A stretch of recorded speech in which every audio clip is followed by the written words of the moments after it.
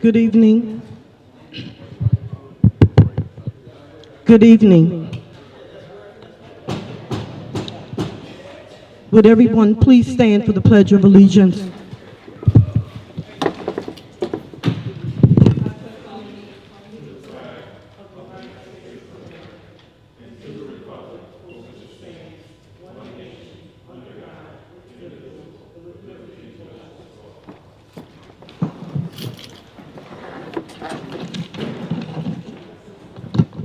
Would everyone please bring up your public comment forms? Secretary, would you please call for the roll call?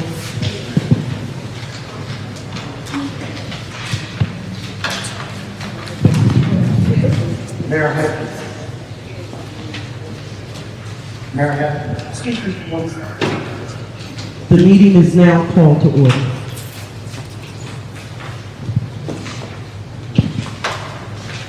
Council President Sharon Council Harris.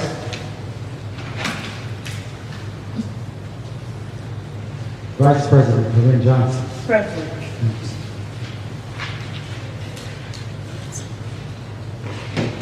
Celia Jones Waters. Ms. Waters. Councilor Carlette Brooks. Councilor Brooks. Councilor Nicole Beasley. Thank you.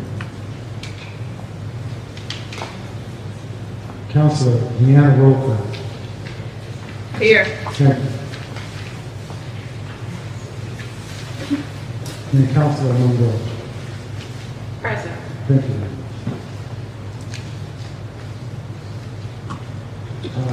Our solicitor representative.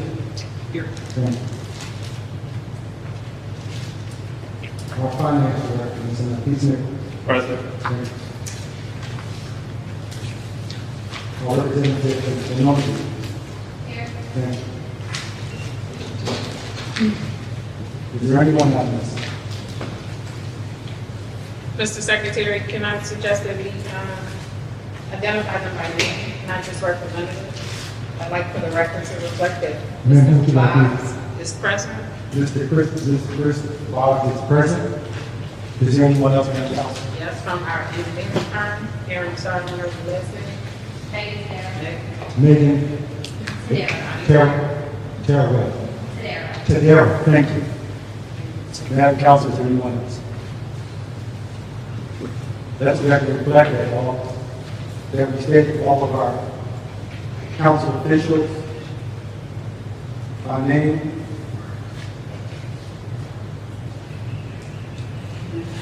Yes, sir. At this time, does anyone have any old business? I spoke with the finance director previously about someone who was getting, looks like, double pay for the retirement pension. Have you had a chance to look that over? So the individual isn't getting double paid, it's contractual that the borough pays a retired police officer what Social Security deems as their contribution to Medicare Part B. As we are currently and actively renegotiating the FOP contract, that is one of the items that we're discussing. Thank you. Is there any new business? You still want old business? Yes. Here, pass my thing, please. No, I'm fine. Yeah, thanks. So, the old business that I have this evening, relates to the contract for the rental borough hall.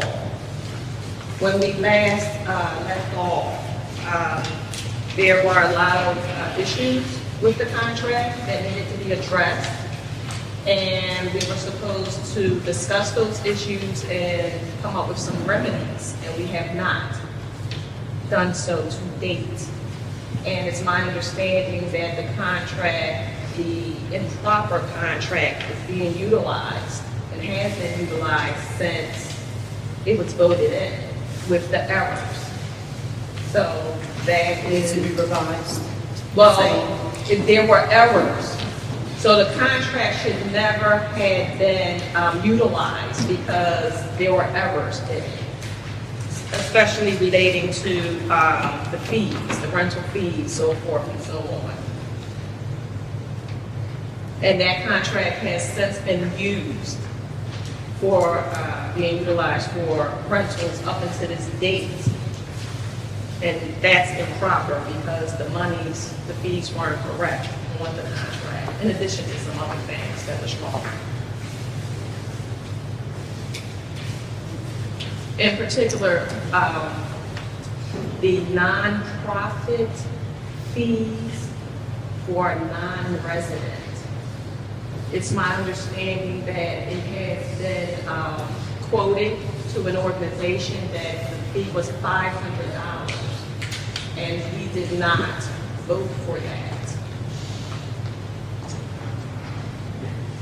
Not only was the organization allowed to pay the $500, but that $500 was also returned to that organization, which meant they received the rental for free for 4 days.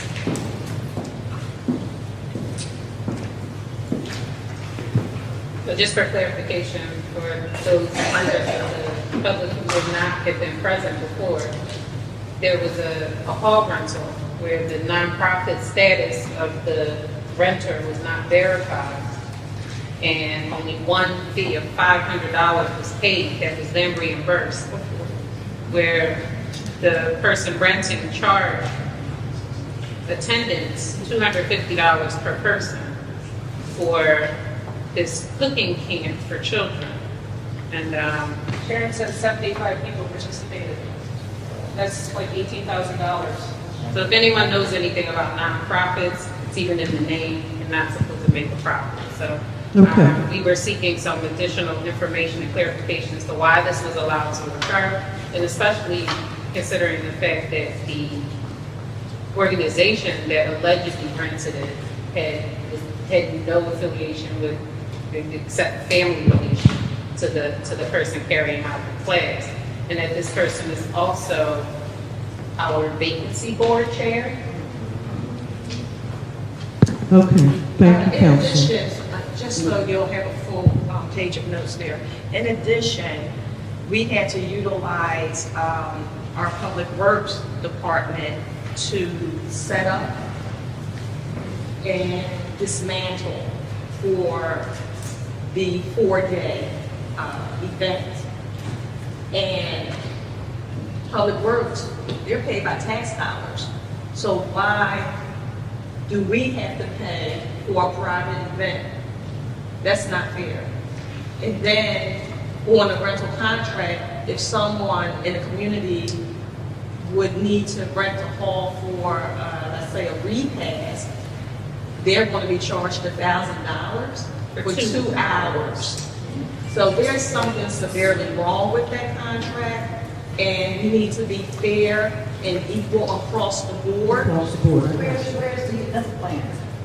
So I appreciate you taking notes, but I understand that this was discussed at the last meeting, so we should probably have answers by this point. Also, I understand that the gentleman who was conducting the class named his final graduation award in honor of our borough manager's late son, and advertised that on line as well. So, you know, I respectfully, like, these quid pro quo situations can't be allowed. So just taking notes and shaking your head doesn't really provide the public with any answers. I'm not just taking notes and I'm not just shaking my head. I will look into this. I will be having a meeting with the borough manager. Okay, is there any new business? You Excuse said me? that we had, it's 4 days. Not that I know of. What It should have been What 2000. happened to the position of the event plan? I don't know, you having a meeting with the borough manager, that should have happened between the last meeting and this meeting, so that we could have answers at this point. Well, at this point, you've given me information that I did not have from the two of you, and I will speak with the borough manager and find out what's going on. It looks like the contract needs to be revised looks like a few things need to happen, and I will, have an answer at council meeting. So my question is, who authorized the refund of the $500 that he did? I will look into all of that and have all the answers at the council meeting. We also look into what happened to the event planner and who authorized this organization to do said thing that's on the floor. So currently, our legislative session is scheduled the same day as the zoning board hearing for Restore. Is it again, Mr. Johnson? So that hasn't, Excuse me, I think that's incorrect. What is it? I think Madam President stated on the 15th. We will have our council meeting on the 15th. The zoning will be that following Thursday. so when are we going to be notified? Yeah, he said the thing, so it's not. So, well, when were we going to be notified, number one, and number one, how come all of council was not privy to the information or even solicited whether or not, that we would be available?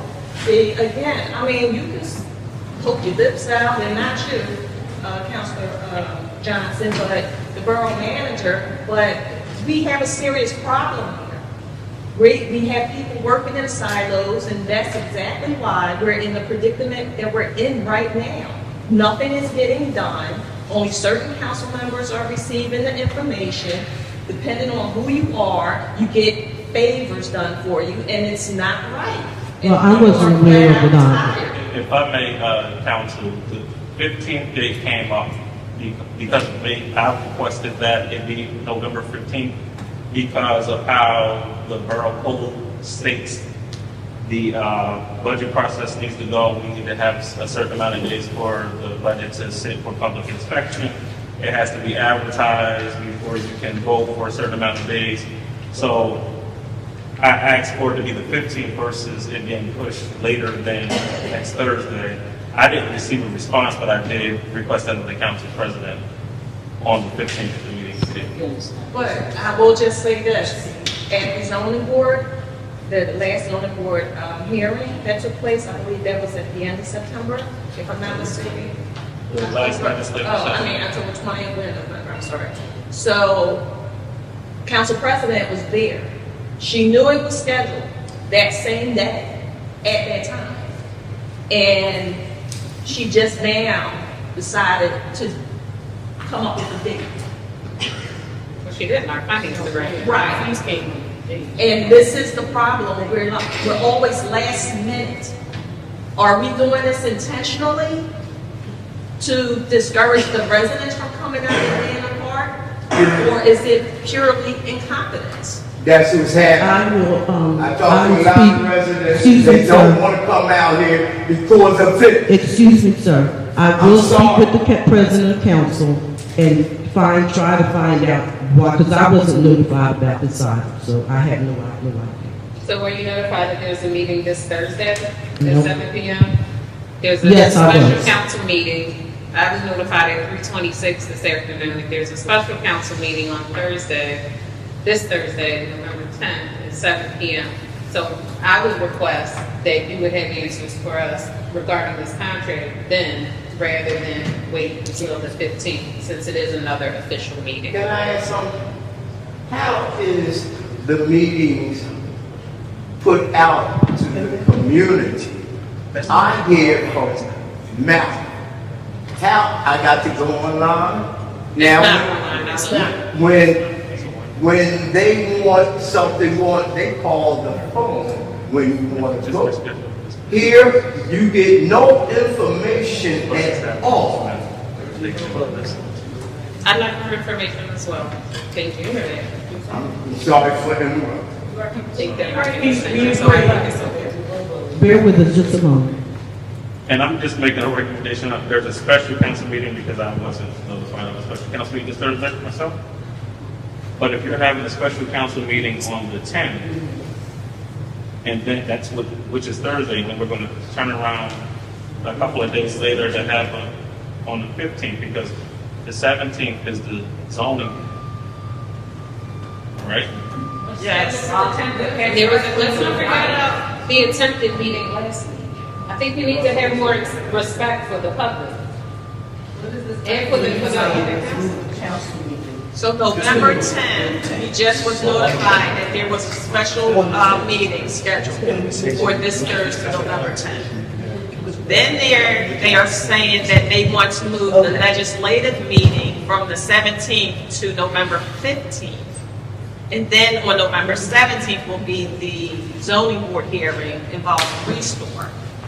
Okay, this is what I want to speak with the council president. The zoning hearing is on 11/17, which would have been our normal council meeting. I'm going to ask if this is okay with everyone, with all councils, that we move our regular council meeting up to next Thursday for that special meeting, get it all done at one time. That's this Thursday, that's the 10th. I believe that's too close. I don't mind, Mr. You Nichols. ready to do the 2 meetings? Mr. Nichols, is your accounts payable list, will your accounts payable list be ready by then? Because that was one of our issues, that we don't have enough time to prepare and review the accounts payable to us by the 10th. So cancel the 10th if we're meeting on the 15th. Okay, so the 15th is okay for you? Cancel the Okay. 10th if we're meeting on the 15th. Additionally, just to circle back to your notes about the cooking camp, there were also certificates ordered on the borough's dime, and we were waiting for assurance that those certificates were not used for that program. That question wasn't answered the last time that they're on the accounts payable list, and somehow we're associated with that program, but we shouldn't be paying for What vendor was the council? private. It was like Kelly's Trophies, Kelly's $400 for certificate holders, Oh. last day list, and Now, was that for the mayor? Community days. No. Oh, what's That was for cooking. Can you say it down, Mr. Johnson, so we can hear you? That's fine.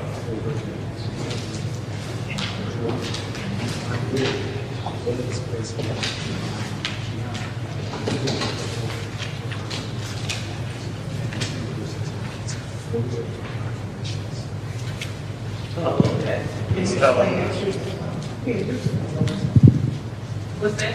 They were for proclamation for the mayor's office.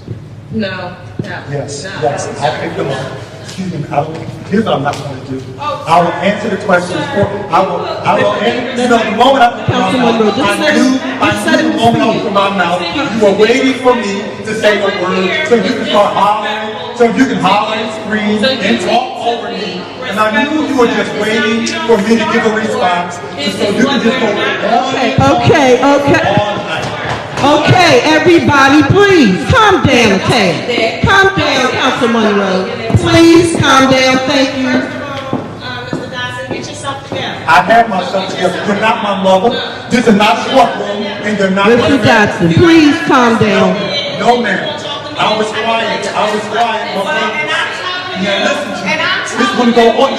You were waiting all night for what you're doing right now. Okay, on the accounts payable. It's not for the mayor's office completely. It was. It says right here on the invoice. Okay. and for the mayor. Now these Nichols is gonna scan this, excuse me, Counselor Roadcloud and Monroe. Now these Nichols, our finance director, is gonna send everything that came from Kelly's Trophies.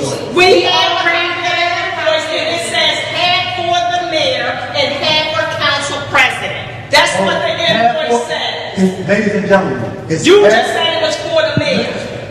It's half. I picked up the order.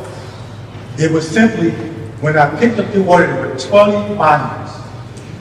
10 of them went to the mayor. He usually gets all of them. So I said, give him 10 and the borough, not sharing council tax. But the That's borough- not what this invoice says. Excuse me. But the borough will have the other 10, which means the entire borough The has, invoice don't say that. which means the entire borough now has 19 findings, which are usual proclamations. In other words, there's no malfeasance, there's no theft, and there's no irregularity. Is the binder at the request of the mayor? Did he request that? Yes, at the same time I was at the vendor, the call came in on the day before from his secretary. She requested the binders. While I was there, we were going to get some because we had a proclamation to administer in our community. So while I was there, I picked up all of them and I canceled our order, which would have been for the same amount. And we only got the one order. which was for 2,500 at a bill. I think it was 500 and some odd dollars. Is the voucher, Since when does the council president is the take voucher proclamation? saying something different than what? Is it what? Is that what she has, the voucher saying something? I'm not saying that. Yes. Saying something different than what you're saying? Yes. Maybe, because it's paperwork that goes in. I didn't. I'm not finished. I just sent it to you, Excuse Councilman me, Johnson. I apologize. I accept, but I'm not finished. Okay, thank you. Because word of mouth is not admissible, and you're giving word of mouth. She has documents. And documents. Why It didn't last meeting, why during the last meeting when Councilor Rosenbaum questioned this expense before voting for the AP list, why was this answer not provided by either Sharon, Council Harris, or the borough manager? A councilor asks questions about an AP list before voting and is not given an answer. And now we wait a whole month to the next meeting? But you can ask me, you can ask me. She did. No, let me finish mine. You can ask me the question directly. We don't have anything too high. So you asked me a question, right? So if the invoice says, it should say 500 and some odd dollars. That's what it should say. If it says something other than that, and as you said, you're taking my word for it, I can only give you the description of actually what took place. And what I can guarantee you is that there's no malfeasance, there is no theft. It was 20 proclamation folders, which are blue. One went to the minister in our community. There are 19 left. There should be 10 downstairs. No, there should be 10 downstairs and 9 upstairs, but they're for the entire borough. That was not my question. My question is, why was Councilor Roadcloud's question not answered when she asked it before voting for the AP list? She questioned that expense, and she was not given an answer at the time before the vote. I'll say it to you this way. Had I heard the question and been able to identify what was on the AP list, I would not have a problem, like I don't have this evening, explaining that is why it's on the AP list and that was the purchase. It's pure and simple. It's not going to get any easier for you. You can ask it 1,000 times. We are not taking any taxpayers' money. We are not stealing. Excuse me, ma'am, I'm not going to give the opportunity. We are not stealing. We're not conspiratorial. I live here. I pay taxes here just like you. So it is no different. I have 2 questions. One is, we have an actual invoice. It says, I have 2 questions. One is, we have an actual invoice. It says, but the binders are for this and for this. Yes. Why is the vendor giving us an invoice with something that is different from what we're saying? And the other is, that invoice actually says things were given to the council president. Why is she doing that? Ma'am. Did they do that in the past? The other question is, with regards to all of our legislative meetings, questions are always asked with regards to the invoices, and none of those questions are ever answered before we agree to pay those bills. And we have to stop doing that because we never get answers with regards to the questions that are answered. Okay, I don't know if that was an error. Did the council president actually ask you to order them for her? He said she used them. And we know that it's the mayor does proclamations for the community. That is not. Did the mayor sign that? Of the council. Normally, we all sign it. No, we don't, Mayor. No. Check Who your signs it? The phone. president, council, and the mayor? Just the mayor? Just the mayor. Okay, I will look into that as well. I saw it to you there, and you have it. And in addition to that, if there's some sort of proclamation being done, how come the entire council don't know about the proclamation? It should be part of like the ceremony, The whatever. entire council should be part of the ceremony. And what minister was this? For what? What minister? Who was the minister and for what? When Madam President comes to our legislative meeting, you can ask her those Well, questions. you just asked me to ask you, because you were there. When Madam President comes to the meeting, you can address her. Oh, okay. Well, he is explaining to us that the folders were put in to be ordered. Now, we do have to ask the president of council why we're ordering them and not the mayor, because normally I think the mayor does order them on his own. So I have it written down, those are questions we have to ask. Okay. No, the mayor did order. I was there to place another order, not knowing that he'd already had a secretary place the order. So I counseled the administrative proclamations, and I simply picked up the box that the mayor had ordered. So the mayor ordered And picking up the box, I simply the box. Yes, I've done all. Yes. You took something from the mayor's order. Please, if you made the decision, Yes. then you should be able to answer the question as to which person, which reverend, which church got that proclamation. That's what they're asking. I should be able to, but as I stated, I will leave that to Madam President. We know it's true. You can say it. We know. Jordan. Okay.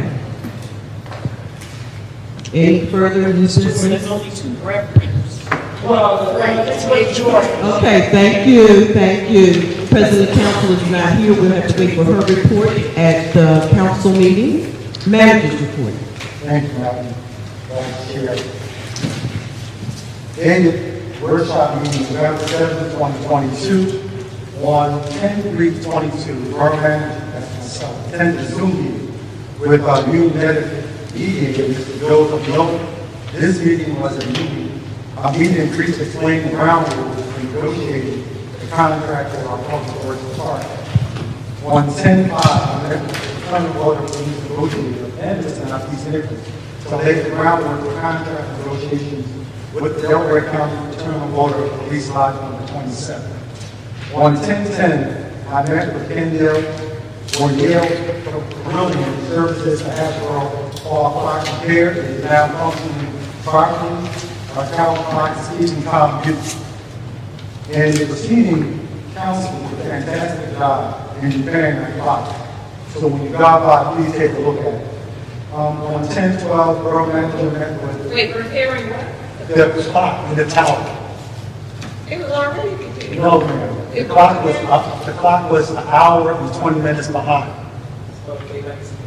No, ma'am, it wasn't. It's adjusted now. We haven't done before daylight savings time. So was it broke? No, somehow it wasn't keeping proper time, so the gentleman came in 3 hours. He adjusted the timer, it works good. So it wasn't repaired, he just adjusted the time. Anyway, so on 10/12, I met with Vice President Ray Johnson, Roy Hunter, and Nick Worthing to discuss the idea of a Christmas party, Christmas play, and tree lighting ceremony at the Borough Hall. A Zoom call was held with myself and Mr. Joe Cuso to discuss the Keystone Grant application for the Aging Public Project. I'm happy to report that the grant application has been completed. This is $52,830, of which the borough will match 50%, while the library board hopefully will contribute $8,000. On 10/14, I met with Mr. Larry McCollum and Mr. Andy Cush of General Recreation. I was given sketches in my office, and you're welcome to take a look at it. Of the playground catalog illustrating the type of equipment that is now available for our top line. The top line should be up and running by April of 2023. On the 26th of October, introductory meeting was held with Mr. Troy Richards, who spoke at our last council meeting of B&B Monuments located at 303 Chester Avenue. Also in attendance were Councilor Brooks, Director Ruth Stokes, and Mr. Kennedy was to discuss the grand opening of this new business. In his appearance in our council meeting, Mr. Richards is very interested in being a large member of our business community and has stated that he will be giving away 2 engraved memorials to 2 needy families here in Haiti. And also received information from Cassie that Senator Williams is interested in giving us, as well as other boroughs, a total of $100,000 in grant money. When it comes to Yale, half will go to us and half will go to the Mount Swinton. So it can be anywhere for our benefit between $100,000 and $150,000. And that one should arrive either this month or next month. Did you say if we had to split $100,000 or $150,000? I said the amount may be in $150,000, but it's my understanding each borough now will receive $100,000. But we had to split ours with the. Yes, ma'am. Okay, thanks. So I have a quick question. Oh, you're going to say me too. Madam Vice President, here is my report. Thanks. So, I guess for the past 10 or so years, the mayor has been responsible for the tree lighting ceremony as part of his official duties. I don't see that he was included on this meeting on the 12th. Yes, ma'am. Madam Councilor, I think that Ms. Worthing has, how can I say it, decided, if I'm not mistaken, not to participate, Council? Right? Not this year. Not this year. So the mayor can proceed as, the mayor can proceed the way he has in the past. But the mayor wasn't included on this meeting involving the tree lighting ceremony. Well, this had to do with more, Madam Council, than just tree lighting. It was actually about a play. And the play kind of morphed into the tree lighting itself. So again, So is that a no? so he wasn't invited Okay. because it was very informal. But I have to say for the record, once again, ladies and gentlemen, everything that comes out of my mouth.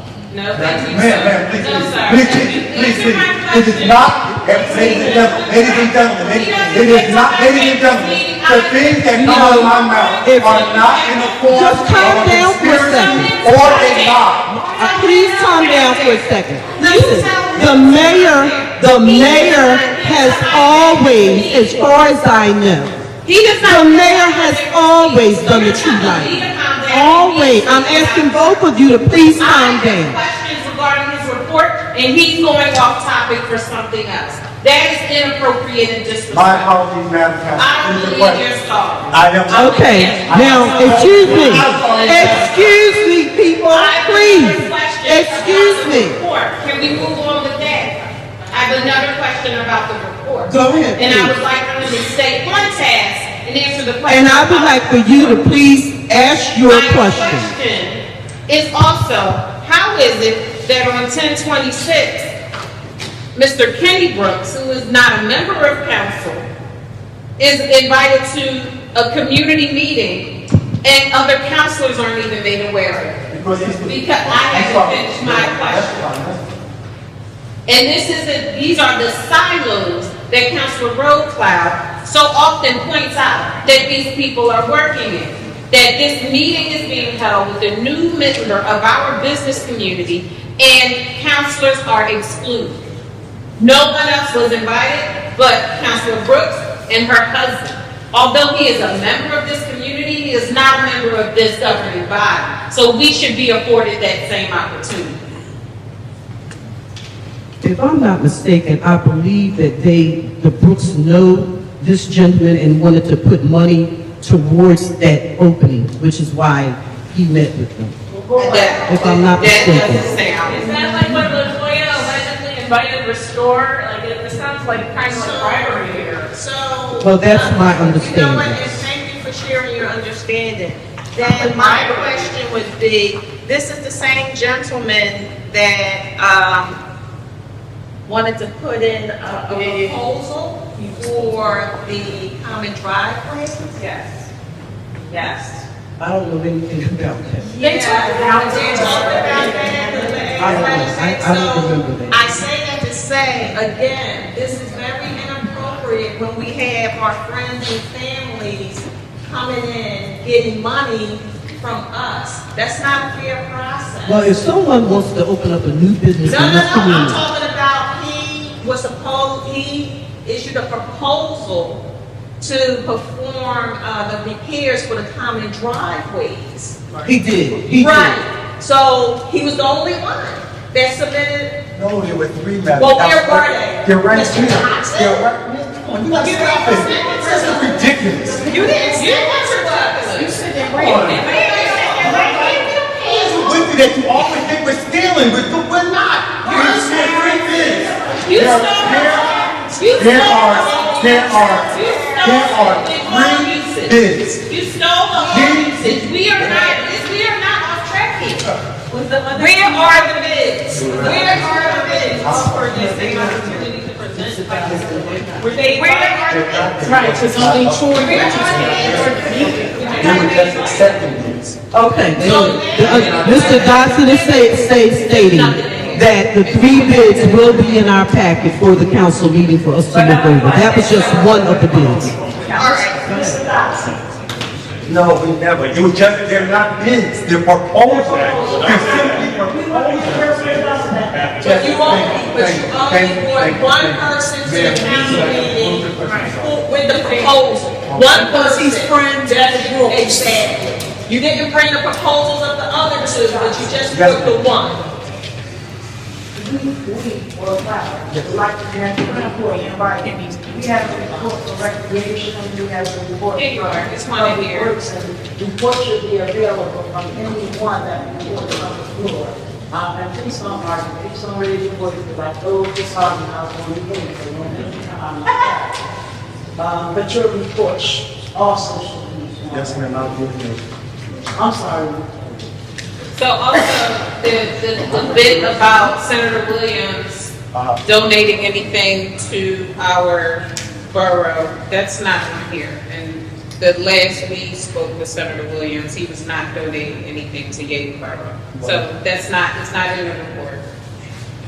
Do we have anything from him in writing? Do we have any updates on PennDOT? I have some for PennDOT project. Is there any updates on PennDOT project? Will that be in the engineering report? Yeah, with you. Okay. And that is, and it's constantly updated. All right. I have a question. So, on this report, I noticed you attended 2 Zoom meetings. Yes. One on October 3rd and another one on October 12th. So, if you feel comfortable to attend the Zoom meetings, to conduct business, why are we not allowing our residents to attend via Zoom, especially the ones who are not able to come out? Because the Zoom meetings by way of council and of the workshop are public meetings. Those meetings can only be Zoom meetings by edict from the governor and then the mayor. The meeting. You said Zoom meetings for the legislators. Then the Zoom meetings that I attended were for business, meaning the borough manager and the engineer. We do have visible meetings. That just happened to be a meeting by way of a conference call or Zoom. That's it. Okay, so, Mr. Dodson, I'd like to take a moment to correct the record because we can allow Zoom meetings. We can only have meetings 100% on Zoom if there's an emergency declaration. But we are permitted to have a Zoom meeting in addition to our regular meeting. That is not something that what you said is extremely incorrect. And we actually looked at it. So Yeah, to we do have know this as an alternative for residents who may not be able to come out is our prerogative, and we are choosing not to. The only time that we are permitted to have meetings 100% on Zoom is if there's an emergency declaration Well, later. the truth is that for many, many years, Truth is not in. Sorry, because, you know, all of this is not necessary. It really It's is. tough, no. It really is. So can we continue? I believe our neighboring community, Lansdowne, Upper Darby, there are several communities that still allow Zoom participation from their residents. And that's what a community does when it wants to be inclusive. And I think that's something we can look into. Thank you very kindly. Okay, may we move on to the tax collector's report? Is she here tonight? I'm sorry. Don't have my glasses. I'm sorry. Mr. Box, your report? Thank you. So Can I ask you? Is the tax collector here tonight? So I'm sorry, I have a Question for the tax For the solicitor. When are you going to reply to the Sunshine Act complaints? Hasn't that been more than 20 days? When is the borough going to respond to that? That should be submitted to our insurance carrier, just like every other lawsuit. It's just a civil complaint. It's not a federal. It's just a Sunshine Act complaint. That's your job. Absolutely. Engineers report? If So, the I'm sorry, I have counselors are being sued individually, they need 4 different lawyers. So the insurance company has to get each one of them a separate lawyer. One person can't represent all of them. They may have different defenses. Why Sharon is allegedly violating the Sunshine Act might be different from how someone else. The lawsuit she's referring to. The Sunshine Act complaint? No, that's not the lawsuit she's referring to. Oh, what lawsuit? The Sunshine Act complaints? Yeah, that's what I'm saying. Where 4 counselors Because are they're not just individually in the named. borough that's named, it's Sharon that's named. Sharon has to find a lawyer and Which reply. complaint are you referring to? Colleen Kennedy's complaint. Right. Okay, But so, because it's not the borough that did the offense, it's the individuals, the 4 individuals. So Mr. Boggs is stating that the insurance company is going to pay for the individual malfeasance of the individual counselors who have been violating the rights of residents. That is, they have to make that determination first. If they deny coverage, then the individual counselors have to get their own attorneys. All right, thank you. go ahead. Mr. Barnes, I was advised by a reporter that they reached out to you for a question regarding some matter, and you informed them that you were no longer the person reporting to us from your firm. I have never spoken to a reporter in my capacity as a Okay, thank you. So I Engineers report? have a question for Mr. Boggs. So, Mr. Boggs, when are we going to have a meeting to discuss these lawsuits? We have yet to have a meeting. Well, Me personally, Councilman Monroe, we have to date have not had a meeting to discuss with all of these different I lawsuits. wish I had more power on the schedule. Me too. But the email that I got today, I was on the email for the special meeting. It looked to me like whether that's the 10th or the 15th, depending on, it sounds like we're having an open conversation about that. Either one of those days, that executive session, it sounds like to me that's what wants to be discussed, is the lawsuits in their totality. Okay. I don't know how we can do that in a half an hour, but that's what that email looked like to me. So, Mr. Boggs, I do owe you an apology. It was Mark Mudge who returned the reporter's call and said that you were pulled from meeting. But here you are. Here I am. We just never know. Engineers report.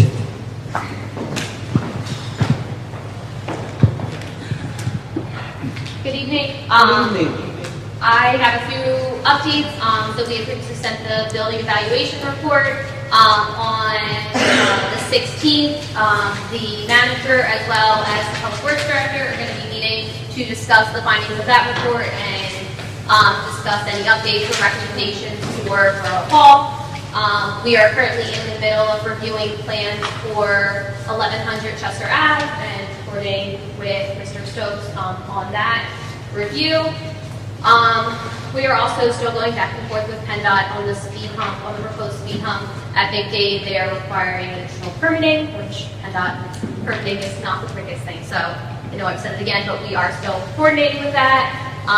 And then at the end of this year, the annual contracts for storm improvements, sanitary improvements, and paving improvements expire. So we are updating those contracts, and we're working with Public Works to make sure that you have an annual maintenance contract in place come the new year. So we will be bidding all those 3 contracts out, and in the December meeting, prior to that meeting, we will send bid tabulations and have a recommendation at that time, but we will be moving forward with contracts for storm, sanitary, and paving for an annual maintenance contract in place for the next year.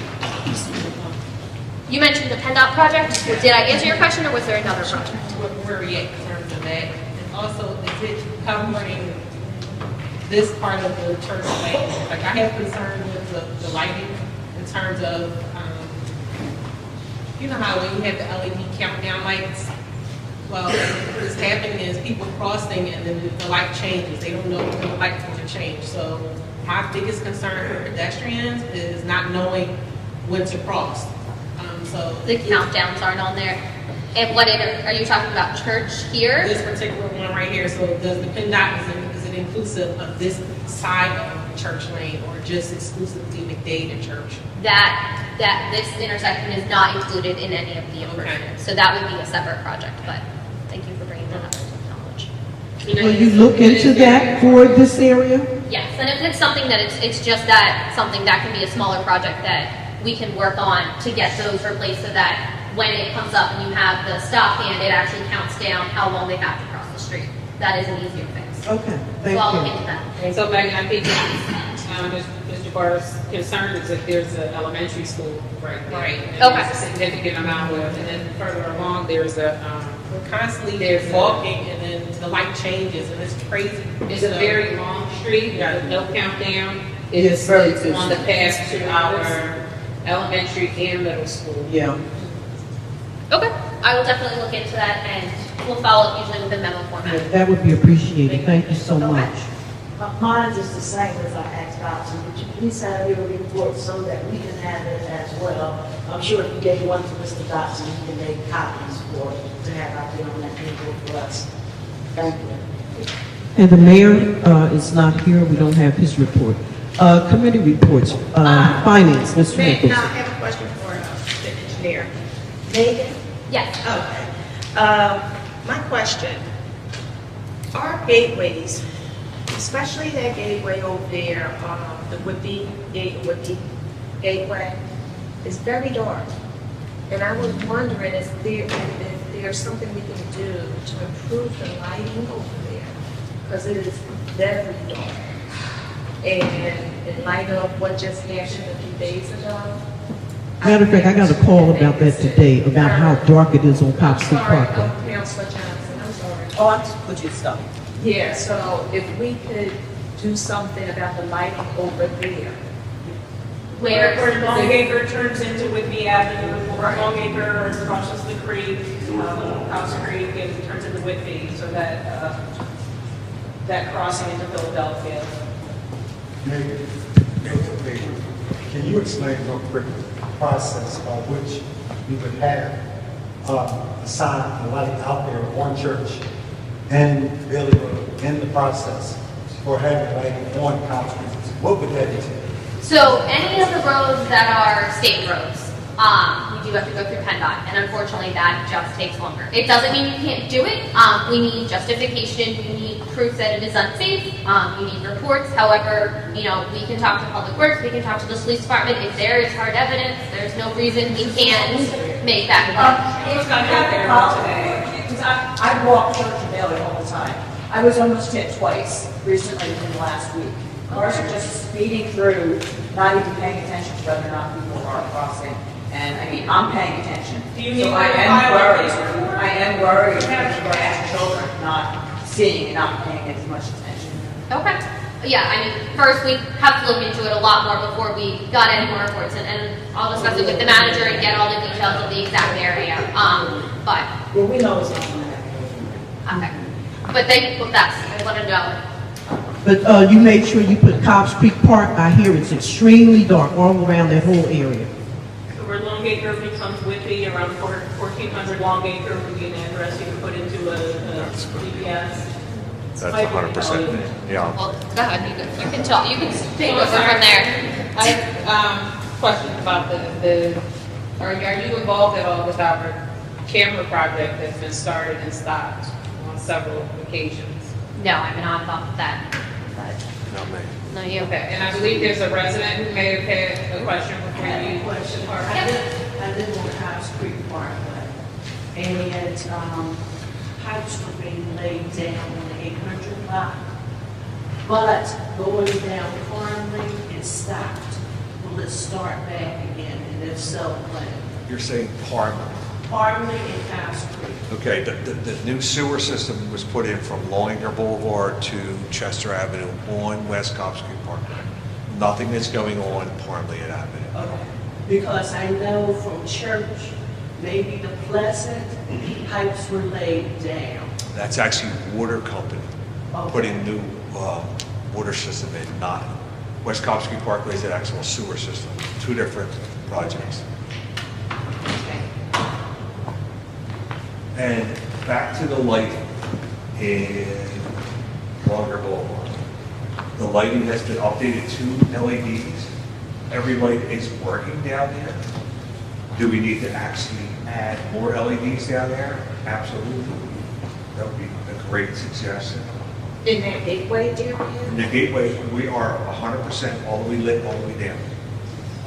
He's saying that the lights that we have are on. But we need also say, But, yeah, because it How do we get, because I live on Logan, so I'm on that road constantly. The lighting problem really is on the Philadelphia side, because once you cross Cop Creek and come down, there are only 2 poles from the top of the road until you get to the entry gated. Once you enter gated, you will see there's more lighting, but that top part is almost black. There was a light out about 3 weeks ago, it was literally black. So how do we get Philadelphia? I'll contact Susan Buck from the Philadelphia Parks Department and have her look into her section of town, absolutely. But our section of town has been upgraded. Do we need to add more lumens to these lights? We can actually upgrade them to more. If there's an issue down there, that's absolutely not going to be a problem. But they are 100% all working. I mean, it is a wooded area. There's no houses down there. All we have is probably 7 street lights down there. It's not efficient. We'll look into it, absolutely. is there a way? Thank you so much. Is there a way you can ask Philadelphia to include reflectors, like, reflectors on the ground, on the sides or the curbs? Yeah, like. We can suggest, we can't make, but we can suggest, and actually Susan Buck is actually a wonderful, I think I. she's a wonderful contact. She actually is really, she's on point. Okay. She takes care of a lot of things for her, so, yeah, absolutely. Thank you. Thank you so much. So Joanna McClinton was instrumental in getting those speed humps and those poles with reflectors on 63rd Street where it turns into Powder Street. She's also our representative, so we may want to, as citizens, advocate for ourselves and let her know that we would like something similar, in that area as well. No, that's great, because that 63rd Street where she put all that down there, it's amazing. They slowed the traffic. All of the traffic calming devices. I learned that from Chief Chachi. So all of the traffic calming measures that to slow the traffic down, to illuminate the area, all of those things were instrumental for her. So we should definitely reach out. With those arrows on the day, I think they're going to be really helpful to make drunk drivers know which way to curve the wheel when they're suddenly faced with an option of is that the street or is that the street? I got you. I think Everything that's helps. gonna be Every really little bit helpful. helps, absolutely. You're 100%. Help me get my mom from church. Okay, thank you very much. Mr. Nichols, please finance. So I have another question for Public Works. I noticed in front of. He has to come back up. Okay, but we're talking about traffic, so like with majors and what is that, Crab Shack? Yeah. Those, what purpose do those pillars serve? The orange things? Those pillars, well, we've tried a number of things to stop people from parking along the street, along the sidewalk, along in front of the fire hydrant, just park whatever they want to do. They were just installed this morning, those pillars, just as a study. Just noticed them this morning. This morning, they just went out just to keep people away from the intersection and let traffic turn. Okay. We're going to see if they work. Okay. If they don't work, we're going to adjust them. Okay. I actually have one question. I'm sorry. I know you're trying to get through this. I'm sorry, but it's very important. It's regarding the traffic. So the traffic calming, I vaguely remember that from our prior engineer that we were going to have some sort of project done on West Cobbs Creek where it would look like something similar, closer to where the trees are in the middle of the river. Traffic islands. What's it called? It's a traffic island. The median. Right, and they were going to have trees, but this was going to be put on West Cobbs Creek, somewhere on West Cobbs Creek. I haven't heard anything else about that, so I put it up before, but nobody knew what I was talking about, but now. That project is active. That was just awarded at the beginning of this year, so all the agreements are officially in place. We just surveyed within the last month. That project is starting design, but again, because it's all of West Cobb's, it is over a mile, it requires a big HOP permit. That is happening. However, the actual construction, you will not see anything for, I'm gonna say, a year and a half, but that is happening. There's medians that are gonna go in to slow traffic down. There's gonna be additional traffic signage, more crosswalks, just overall traffic calming measures through majority of Cobb Street. Of West Cobb Street. Of West Cobb Street. Okay. So yes, that is happening, but Okay. because it's a state highway, it's taking longer. That's great, thank you so much. Okay, now, Mr. Council Vice President, I ask the Public Works Superintendent if you don't mind to continue with this report, because it's being recorded and there's some outstanding information that would be beneficial to the residents that are here present and the ones who are at home watching on the website. So if you don't mind. Ma'am, if you don't mind. Let's go to our e-waste events. Everybody knows we have an e-waste event. I'm sorry, can you pass it? You might want to stop on. E-waste events, e-waste events. November 18th.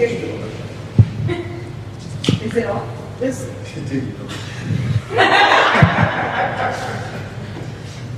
November 18th, our e-waste event. Public Works Department, anybody can bring their e-waste events down. We'll take them out of your car. We assist the public on anything you guys need to have removed. Our leaf season has started. Leaves will be picked up on a sweeper route. Rain garden. If anybody has noticed the construction going on at Gunther Avenue Parking Lot, Yes. we have a new rain garden that's been installed, it's completed. It was Jamie Anderson from the Stormwater Collaborative and Durante Landscaping headed up this project. It was it's just a wonderful project. I want people to come out and take a look at what we did. It's a great stormwater, I don't even know how to explain it. It's beautiful. It's absolutely wonderful. Please come out and take a look at it. It's a wonderful job by everybody, Public Works Department. We have new trees being donated by the Stormwater Collaborative. Jamie, again, what hard work she does for us.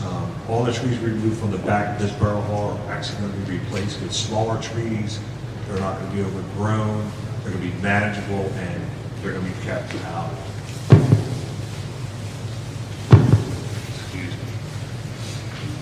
They'll be kept manageable. Holiday decorations are starting to be planned. Ms. Johnson's got some great ideas. There's other residents that have great ideas on holiday decorations. We're going to just make Dayton beautiful again and keep people happy. As Megan talked about, we have some storm water issues taking place. We have some sanitary sewers being replaced. Everybody knows Yaden Avenue, Cerro Avenue. There's a lot of construction going on. We apologize for any inconvenience, but these are infrastructure problems we have to take care of. We have 2 new crosswalks being installed probably, this Thursday morning. Church Lane, Gunther Avenue, and Whitby Avenue to slow traffic down and make it safe for all pedestrians.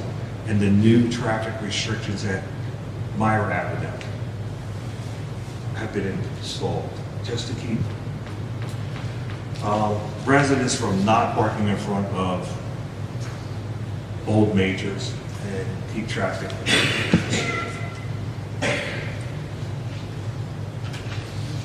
Okay, that's the end of my report. Any questions? Yes, can you tell me, the settling phase, approximately how long does that take? I'm sorry, what? The settling phase for the Cobb Street? The settling phase is probably going to be over within probably the next 30 days or so. And then we're going to figure out a way to coordinate paving on that. Okay, thank you. Mr. Michael. Yeah. So, it's my understanding that the Public Works Department is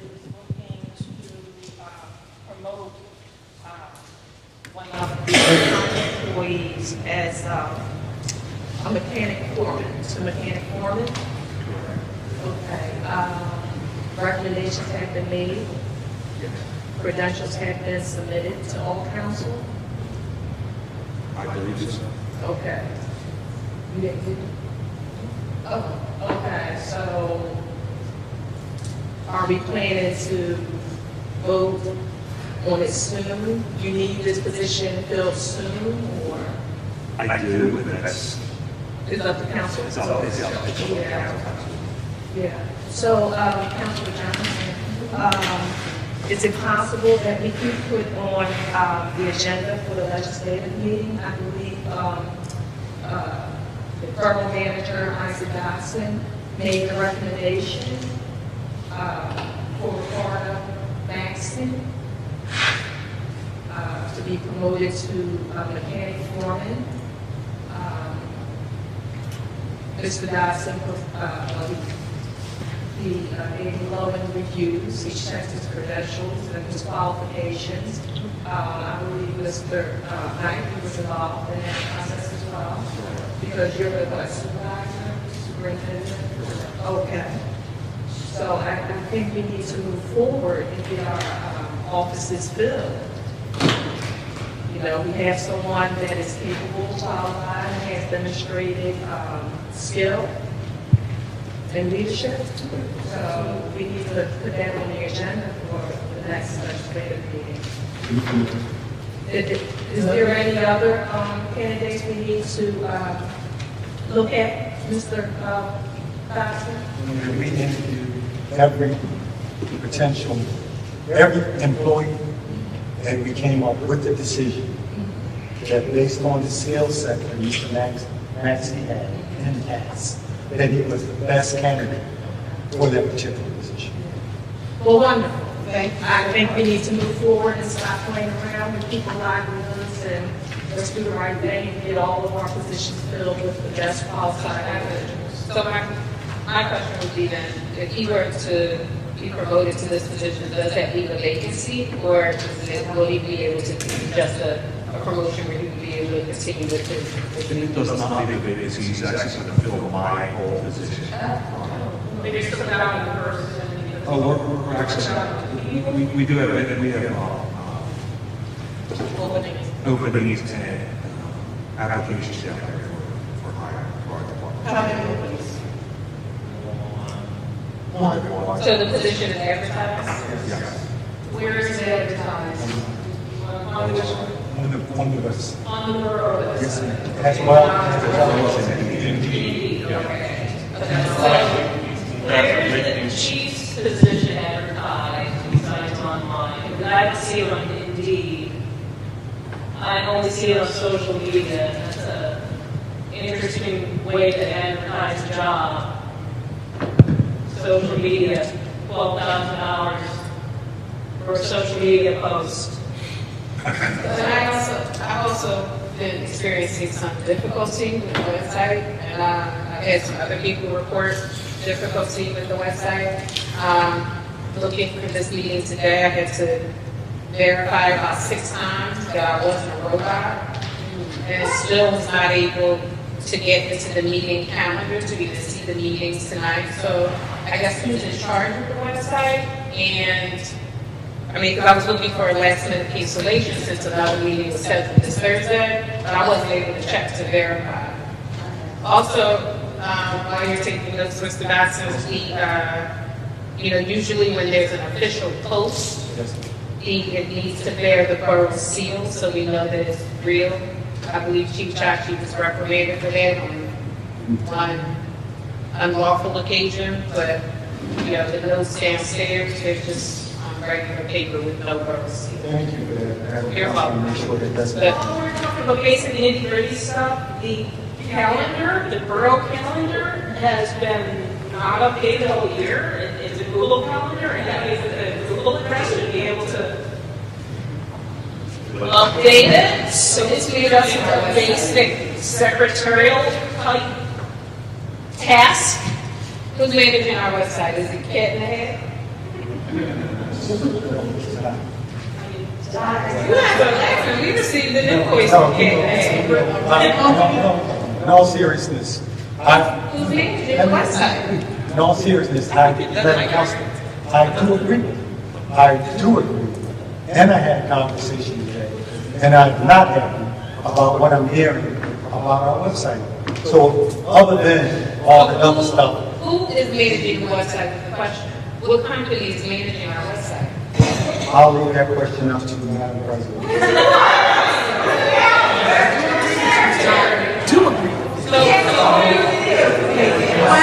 So we have Mr. His name is on now. Being recognized. Why we're supposed to advertise the job. You're recognized. Please go ahead. Please go ahead and speak. Yeah, everybody's yours. Excuse me. Please go ahead and speak. You have the floor. My name is Michael Osborne from Dayton Avenue. My question is to be more delightful and the Borough Council. How do we stop the traffic going from Delhi Road all the way to the Gate Boulevard without stopping once? I think that the lieutenant will agree with me sometimes with this. They go from Delhi Road to the Gate Boulevard all the way without stopping down Rondell Avenue without stopping. One stop. It's not a stop sign. It's a stop sign on Rondell Avenue. There's three stop signs on between the Gate Boulevard and they don't stop at any one of them. So my question is there any chance that you could possibly get those rumble strips or those speed bumps somewhere along Dayton Avenue, and maybe in front of my house and maybe up the next block? We'll put them in front of your neighbor's house. I don't care. We'll let the lieutenant speak to that when he comes up. It is horrible, and you know, 11, 12 o'clock at night, they're going from, you can hear them coming down the Gate Boulevard and going through this construction zone down here on Dayton Avenue. It's like, it's, you know, they're local of the place. That's pretty much every street in the borough. You're seeing where you live, I see where I live, everybody I talk to. So we can't put rumble strips and speed bumps on every single street, every block. Sure can.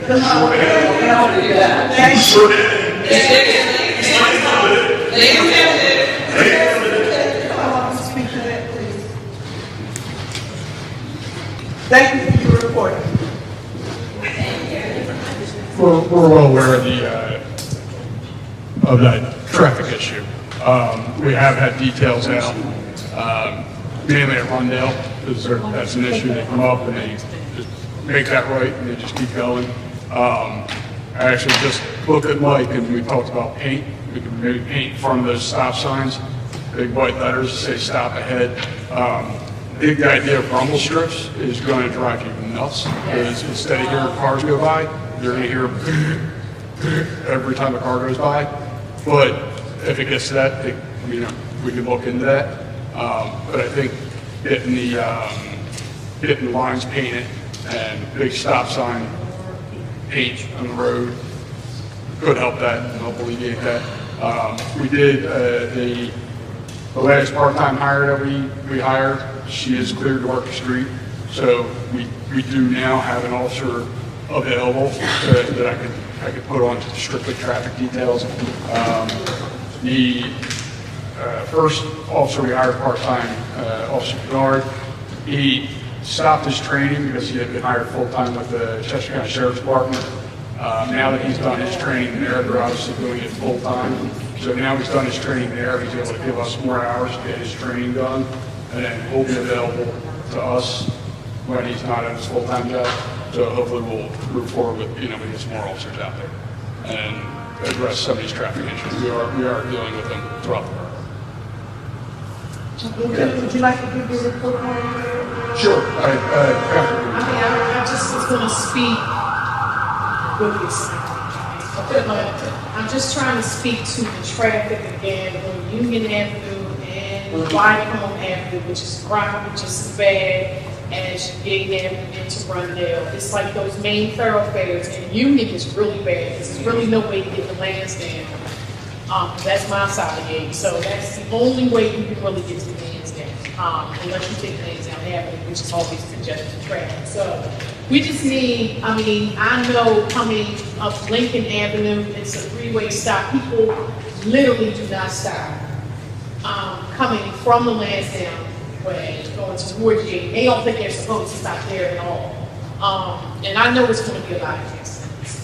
So if we could just have an officer kind of sit in non-parking lots at a time, think that, if we used to have one that would just sit, I don't know if he could just sit all day. I'm of course, but I know Saturday evenings would be good, Saturday afternoon would be excellent because people are doing a lot of buzzing around. It's just a lot. It's the traffic issue. It's bad. And since the pandemic all the restrictions were lifted, and you can say top across the board, traffic went nuts. Everybody came out and just disregarded everything. Unfortunately, we have been working a lot of times with only 2 officers on the street. To dedicate an officer just to the traffic, you're tying them up at a car stop when something could be going on the other side of town. And it's not that they have issues doing it, it's just a matter of making sure they have time to dedicate themselves to that. Again, having this newest part-time officer, Big Work Street, I can add her to the street and say, hey, you're just coming in to do traffic. This is the hotspot I need you to focus on. So hopefully we're going to start alleviating that. And they used to have a cop that would hide behind an industrial, because I knew the cops would hide. I was always done. So, it used to be an officer that would hide in an industrial area behind the buildings coming off of Church Lane, coming around that back way. I used to hide there too. When we were brought in for the traffic, that was a hot spot. You always got your place up at the stop sign. You sit back there and sit back there. That stop sign. You went at the Providence and you go through. Okay. It's just a matter of having somebody to be able to do it. 2 things. First, I mentioned the new part-time female police officers. And I have to say that I found very, very pleasant. Very, I think we got a win as a part-time police officer. What's her name? Also Petty. My next question is, in terms of stop signs, those reflective lights that go around the sign, there are certain communities, and you can see them from a distance. What do you think is probably, would that be causing in our community? Sure, before my inside, just a false aspect. Now, I'd like to remind residents that we will be getting our digital signs that are mobile. And so we will be able to move them all throughout the borough where there is traffic congestion and traffic problem. And that was important to you. Well, I spoke to you. Those mobile signs, you talked about the ones like on Avenue, and it's better, it does my speed. Yes. And what do you do with the data once it's collected? How will you? My understanding is the way these signs work is they'll count the cars, they'll count how many cars were over a speed limit, how many cars were under a speed limit. So, and they give you a time frame. So your best time frame, usually we get a lot of speed games, but we could get it at 10 o'clock in the morning. Somebody calls 911 and says, cars are speeding down my street. And then you put an officer there and you don't see another car for an hour. And so what this does, Alden has one. What it does is gives you a best time frame of when you need to focus your enforcement. Is it morning rush hour or is it afternoon rush hour? Is it, when school gets out? Do we have enough officers to manage that? So it doesn't get, what you do is you set it up, and then a week later you pull it down and you download the data. And then you can say, okay, there are no cars speeding on this street. Or for the whole week, there was 3 that were over speed limit on this street. So now we move to a different spot to where we're getting complaints. And that's where having these part-time officers done their training, we could say, okay, after a week, we know we need to focus morning time on this street or afternoon time on this street. That's the goal of it. I like the idea of the data, but people can see the signs, don't they generally slow down to make sure that they're not going over? It's only the law, like,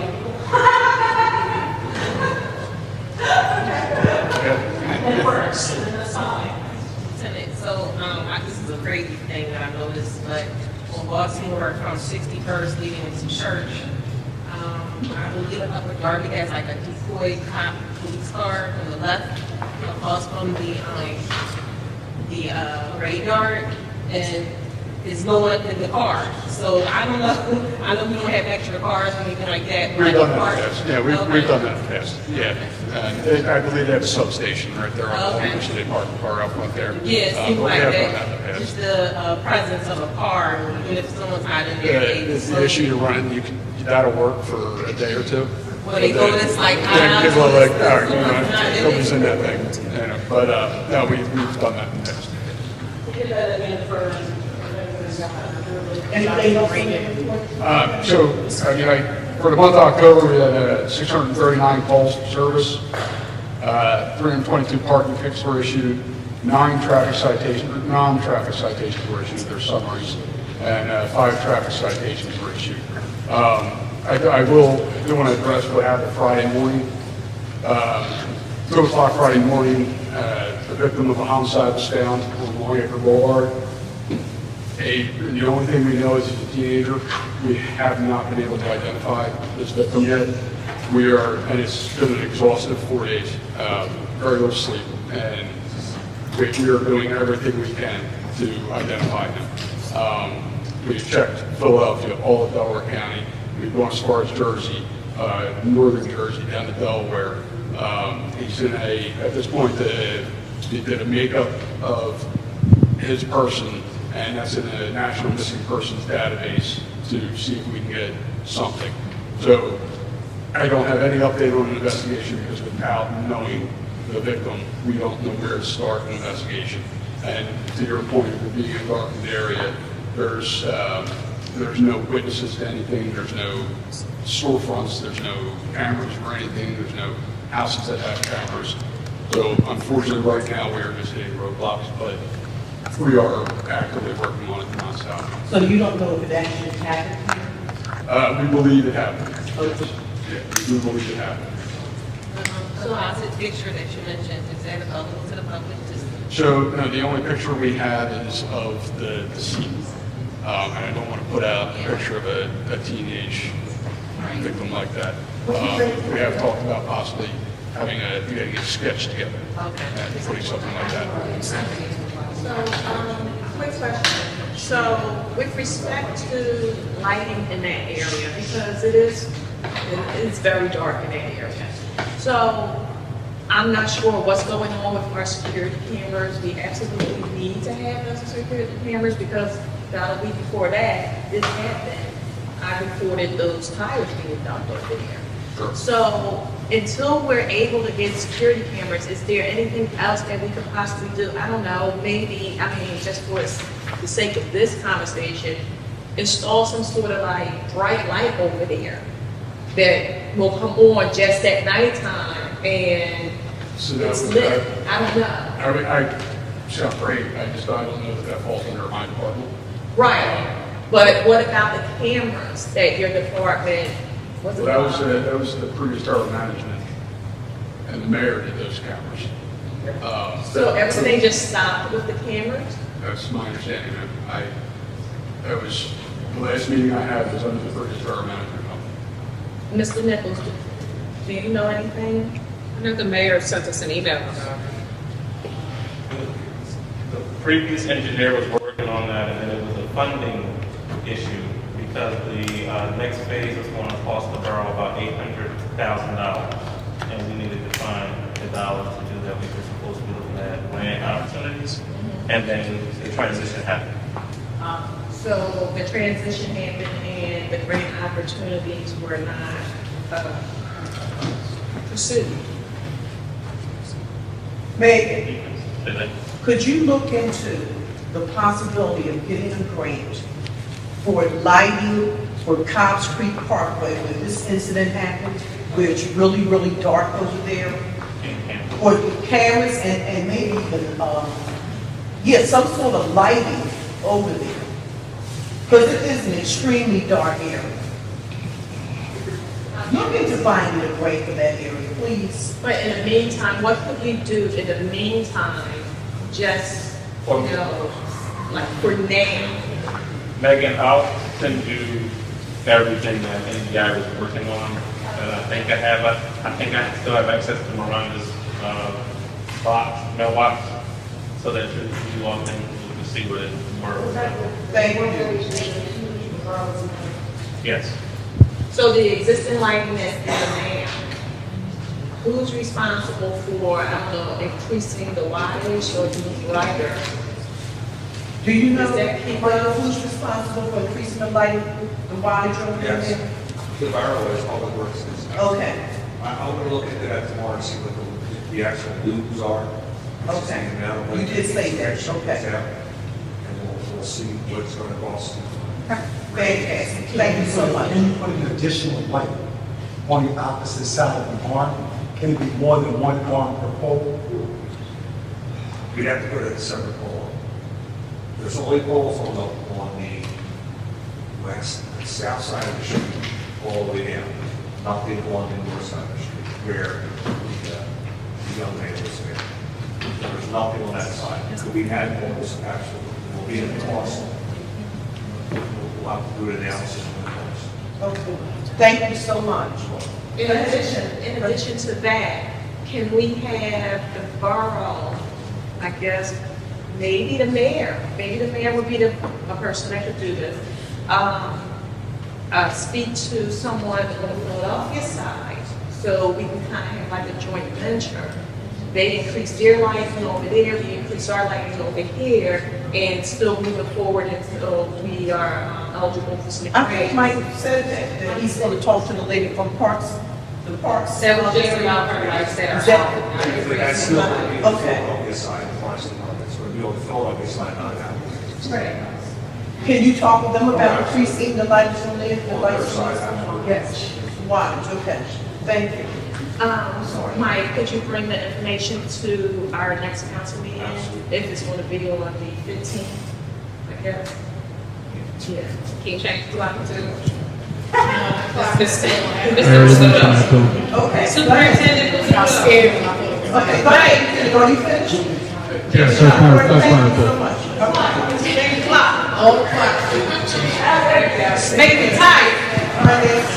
Mr. Nichols, Finance Director. Good evening. I don't know how to be quick, I guess. For council consideration, of course, there will be the AP list presented, a cash balance report as of 11/4/2022, $2,757,849.84 are in all accounts. Of the $2.75 million that are in our accounts, $1.4 billion of that are restricted funds, so that we can't use them for our operating purposes. The budget versus actual report was completed as of today and posted to the website for review before the council meeting. The 2023 liquid fuels allocation will be $274,498.90. The 2023 MMO, which is the municipal minimum obligation for pension purposes, will be $686,859, an increase of $48,741 over this year's MMO. It requires to put that in. And then I'll go into, I'm a little early as it pertains to the budget process. Wanted to use the workshop as an opportunity to go through some things and wanted to explain that this is the preliminary budget. It is not the final budget. It is still a work in process. These are numbers based off of actual receipts and expenditures through 10/31/2022.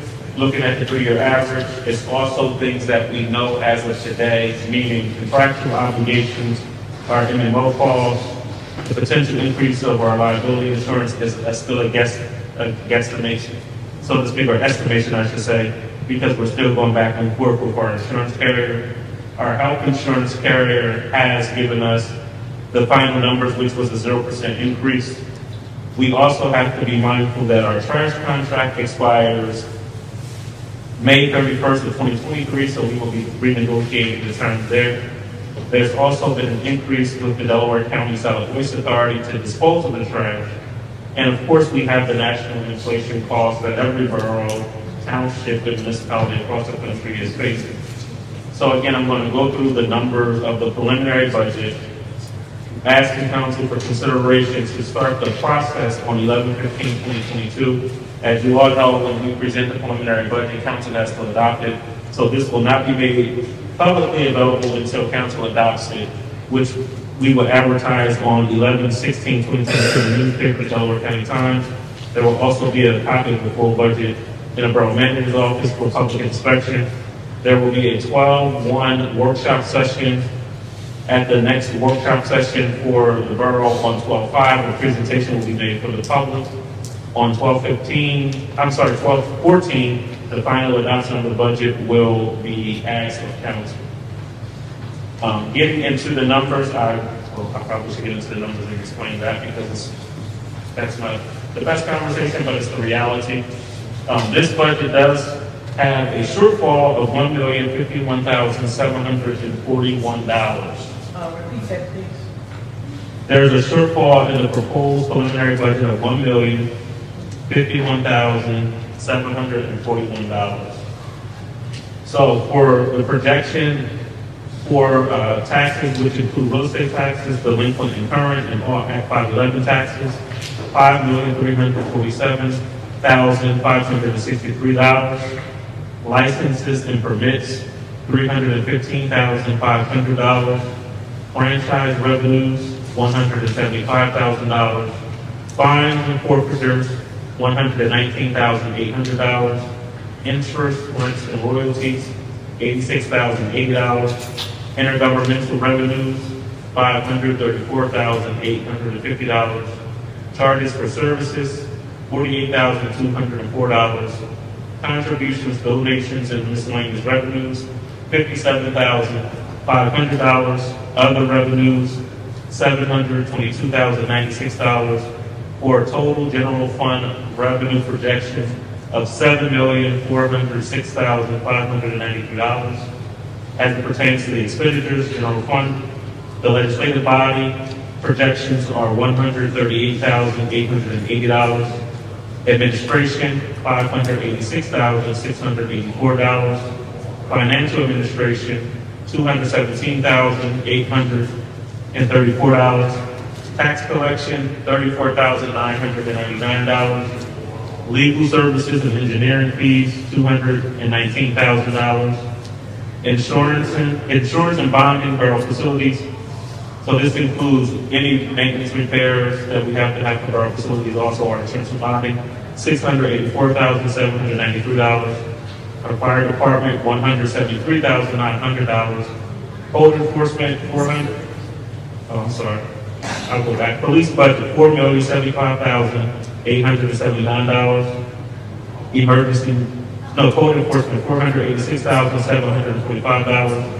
Emergency management, $4,750. Highway maintenance and general services, $837,363. Recreation, youth development, parks and special events, $113,336. Library, $446,191. Debt service, $262,026. Planning, zoning, urban development, miscellaneous expenses, $34,500. Total departmental expenditures, $8,316,880.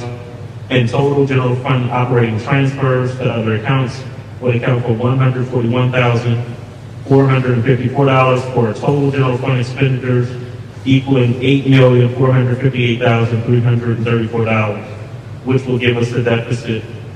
And we don't have a balanced budget, which we're required to by law by 12/31, $1,051,741. Our refuge fund is balanced at $1,228,129. Sewer fund is balanced at $2,179,218. Motor license fund is balanced at $516,882. Vehicle replacement fund is balanced at $175,000. Capital improvement fund is balanced at $179,580. With a proposed tax increase of 2 mills, again, proposed tax increase of 2 mills, that would increase our tax revenues to $6,482,213. It would net the borough an additional $1,134,651.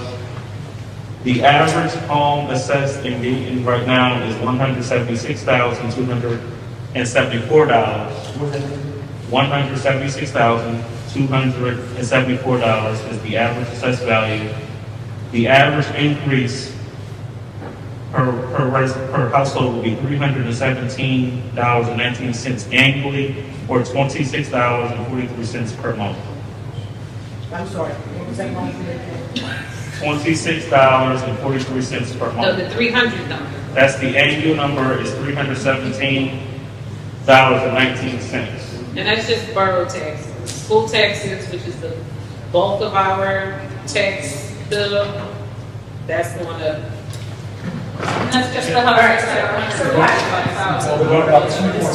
went up 2.75 million. That's for the school board? That was school board, and that came out to be about $10 or less per household. That's not. So all of this is because of what Sharon did, all the spending for 2022. So our legal expenses went up, our insurance premium went up. Can you tell me how much our insurance, our legal, is going to be $219,000 in the proposed budget? What is our legal expenses for 2022? How much did that go up? How much did the insurance go up? Insurance is now, you're saying proposed $684. What was it for 2022? How much did those? That's not the breakout. And I'll say this, and I don't want to get into a political back and forth about sharing. It's not political. But just hear me out, please. Please, and I'll say this. This, and I'm a finance guy. I'm objective, and I'm going to just say it this way. The school district, in my opinion, has no bearing on what happens in the borough. We know that every school district, they raise their taxes on a consistent basis. This borough has not raised taxes in 16 years. And to be quite honest with you, this $1,051,741 cannot be pointed in one direction. We have costs that increase just like energy costs, gasoline costs, and everything else that every household is facing. The borough is facing it as well. The insurance premium only went up by $21,000, and that's an estimate. That's an estimate. We don't have final numbers yet. We just entered in, well, we're going to be entering into a contract with our public works department. We negotiated a contract. That's an increase of almost $110,000 over this year. Our employees are getting cost of living increases on average of 4%. We're budgeting and negotiating with our police about that 4% as well increase. We're looking at the solicitor is not $219,000. His breakout was $115,000 of the $219,000. The balance goes to engineering. We're short because of the unexpected expenses that we had this year.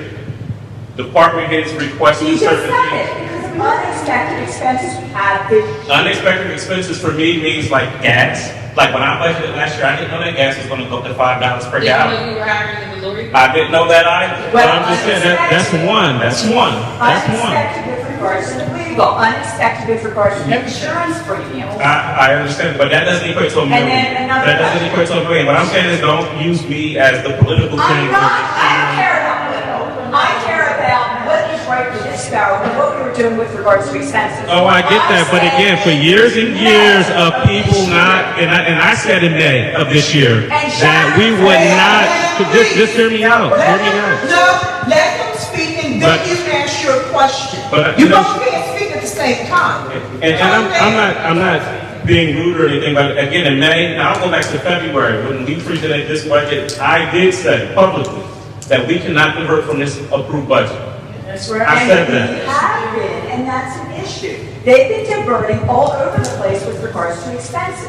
We've been spending way too much with regards to the videographer. We've got all these lawsuits, we're spending way more than we should be with regards to the legal expenses. Our insurance premium went up, that's what I'm saying. Well, we don't have the final insurance numbers yet, so I don't want to make that statement on the record that our insurance premium went up. What our residents' concerns are either. Because everyone knows that if you get in 10 car accidents, your premium is going to increase. And the more accidents you get in, the more your premium increases. So so we hear what you're saying. And understand that the 21,000 is just an estimate, and we have multiple lawsuits that are playing out. So don't just, he doesn't want to be political. I'm just being real. When you have multiple accidents, when you have multiple claims, your insurance goes up. I think this 21,000 is very conservative. Any problem? Do we have That's based off of reservations with regards to the insurance company right now for 2022? So we have an estimate. We only have No, Sorry. saying that the insurance company will not pay for some of the lawsuits. Is there any letters of reservation, I think it's called? Maybe the solicitor can answer? No, it's not going to answer it. Well, answer it. We do not have that. Okay, great, thank you. Yeah, not that.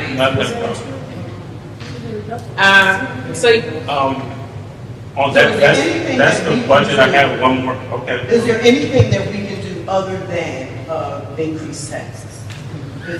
I mean, conceive of anything that could be done to bring more revenue into borough? Yes. Hire some people or something, look, some of that stuff couldn't be helped. Get rid of some folks. In my honest opinion, avoiding raising taxes, we can't do it anymore. We avoided For many years. over a decade. Again, when you have your savings, you have your expenses that are going up like this, your revenues are staying stagnant like that. Your savings was here because you didn't have the revenues coming in to meet your expenditures you're taking from your savings. And we're at the point where we don't. There's no savings. Correct. That's what happens when we subtract. So, just not tax, it's a reckless spending issue. So, 95K for the borough manager, 54K for the media specialist. Okay. Go ahead. So I believe everyone here has a clear understanding of inflation. I mean, we're all experiencing it in our own private homes. So that's something we don't have control over. But what we do have control over is professional services, making decisions that causes us to get into lawsuits. Make the lawsuits against the advice of our solicitor and hiring unqualified contractors and vendors and paying them exuberant amounts of salary. So, Mr. Nichols, is it fair to say that these things that I just mentioned were outside of that budget in the beginning of the year, and you did warn us that we cannot deviate from the budget, but not me, okay, I'm taking myself out the equation, but, everybody, but the budget, individuals have deviated from the budget, and as a result, it contributed to this $1,051,741. There were many factors that contributed. There are, but they contribute to that. Basically, is the borough going bankrupt? Are we going to receivership? Before you get to receivership, there are 4 steps you have to do. The governor, one, doesn't want to put anyone into receivership. It's only one municipality in receivership in the state. There have only been 2 in the history of Pennsylvania. We are not there to go into receivership, no. Thank you. So we are there to raise taxes. Okay, may we have emergency management, Mr. Strokes? I still have Mr. questions Stokes? for our finance. Go ahead. Mr. Nichols, who's recording this evening? I honestly don't know. So I don't believe that any of us know. And we asked the gentleman, and he seems to Mr. be. Dodson said we could have just asked him. Well, when we asked him, he pointed to his shirt, pointed to his camera. We don't, I'm not understanding. So, again, this is a vendor where my tax dollars. His name and his proposal and his contract have been given to each and every council by way of Councilor the Johnson, you know where internet. Everybody This knows. information was on the email. So where's the email? I don't know. Don't, wasn't email Is Mr. I Nichols, sent an email to if every. Mr. Nichols is paying, is he responsible for paying them? He doesn't know. It's in your email. Why can't somebody just read it off their email? Have you found it in your email? So, here it is. So, okay. I looked at my email, and I had a long set, and I've asked this Okay, before. so Anthony Scott is the service provider. That's what's on this contract. However, this is what disturbs me greatly, is that our tax dollars pay for these services.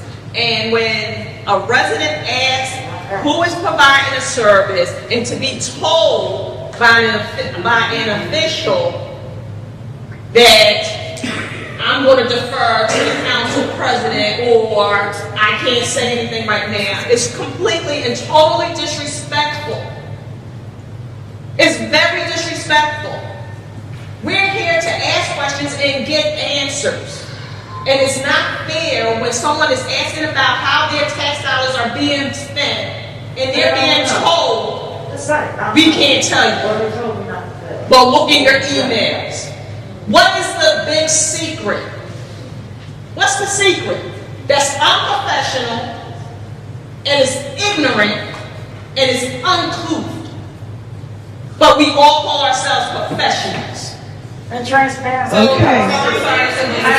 this email came on November 1st, but this isn't the first time that I've seen this gentleman here recording. Mr. Nichols, I have a question first. You said the budget was on the basis of the October numbers as of October 31st. Is that correct? So we now have the numbers as of October 31st? We do. I have requested what the numbers were as of October 31st through a right to know request. I was told I could not get those numbers until mid-December. Is there any reason why I would be told that I would have to wait until mid-December? If you asked on October 31st to right to know law, Mr. Bison, an attorney says that we can ask for a 30-day extension, so it shouldn't have been beyond. I was told mid-December. So how do I get those numbers? Well, they'll be posted on the website. I just finished them today. They will never be done on October 31st. Well, that's fine. And I can say that I wanted them on October 31st, but I think I'm going to make sure that like 6 weeks. Can I, if I could, because we kind of are jumping from topic to topic. So, Mr. Johnson, what this SAP sent to us was a proposal. It was a proposed contract for an individual. Not, it's unsigned, it's not voted, it hasn't been voted on, it hasn't been discussed, it's just unsigned. No, that's fine. So how are we supposed to know that this is the person that was hired? Because I put the other information about who he was along with it. No, And I'll- it just says, please see attached. That's it. And what's attached is a blank contract and a letter of interest. That's it. So how are we to know that this is someone who's actually hired and not someone who's being considered? No, he's not someone, I don't think he's someone who's actually been, one of my conversations today. It's free. Just, You're doing it for free?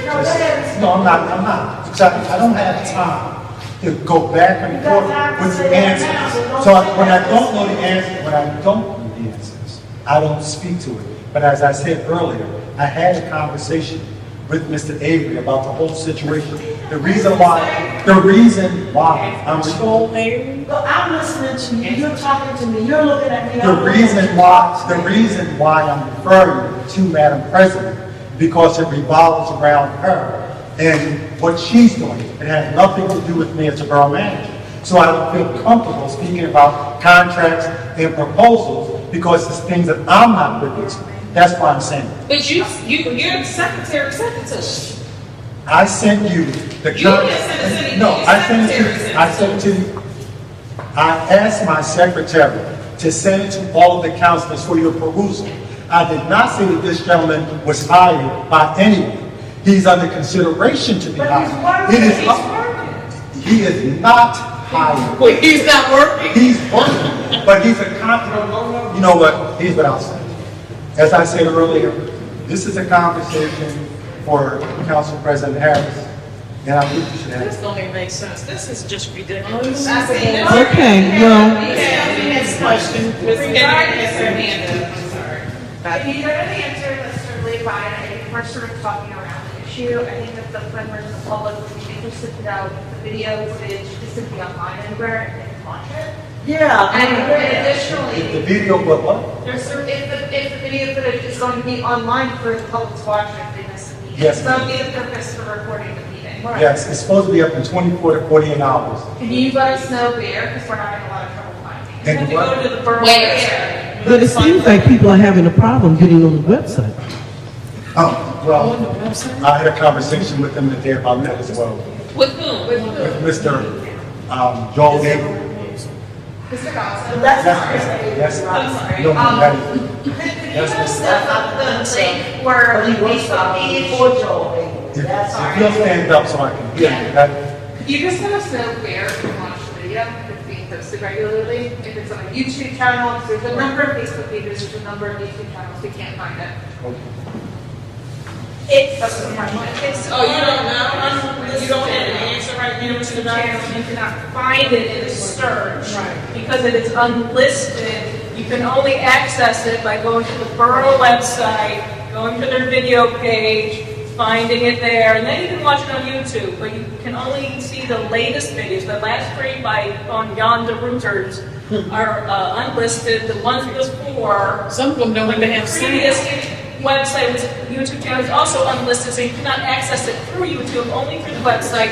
My question is, are these videos being preserved by the borough anywhere? Because we're on our fourth or fifth YouTube channel of the year, and each individual contractor has their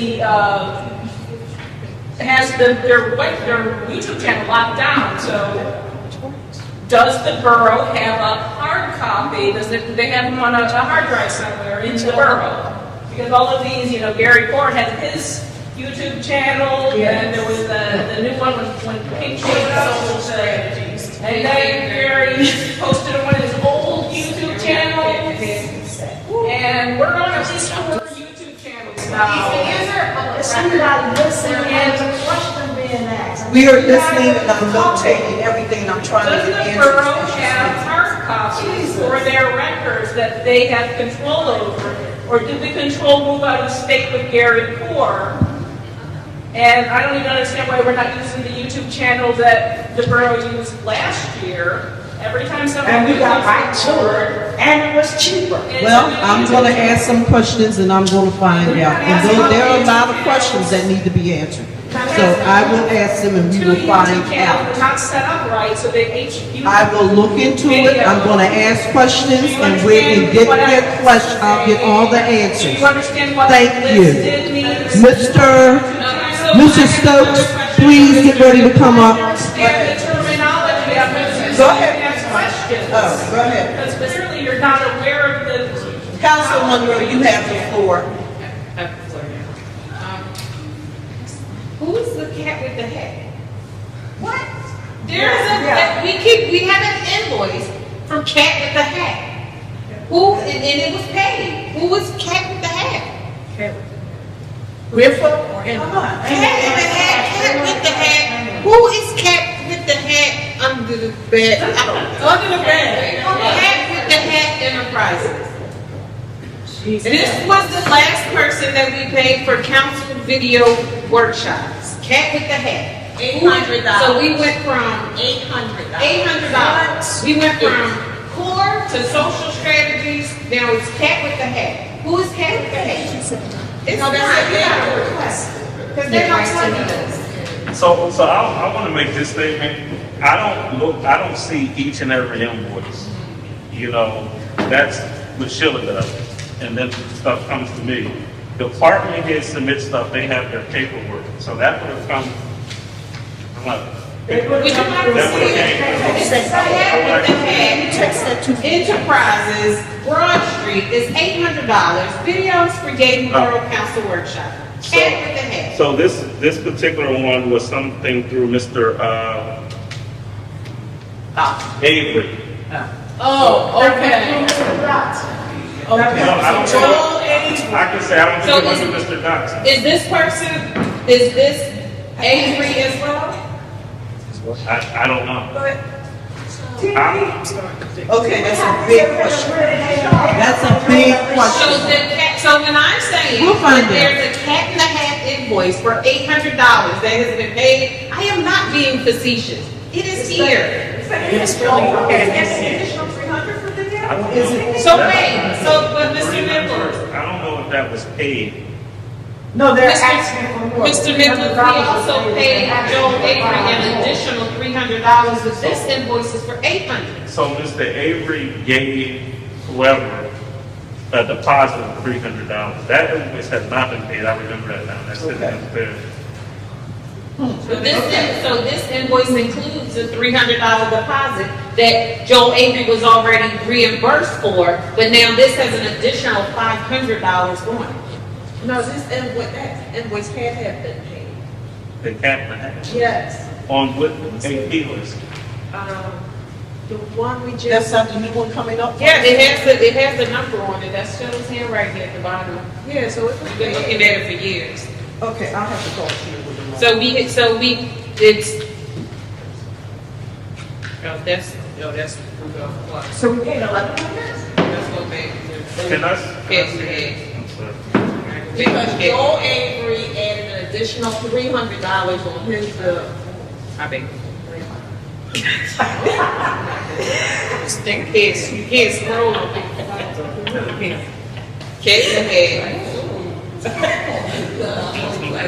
Okay, no, that was it. Yeah, that one hasn't been paid. I But remember if you that. see, it has the $300 that it says it's a deposit, Right. and it's Cat in the Hat for 110.2. Right.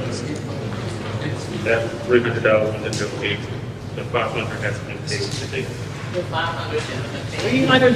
So that was $1,000. So we paid, so this was for one instance, from 7 to 9 p.m.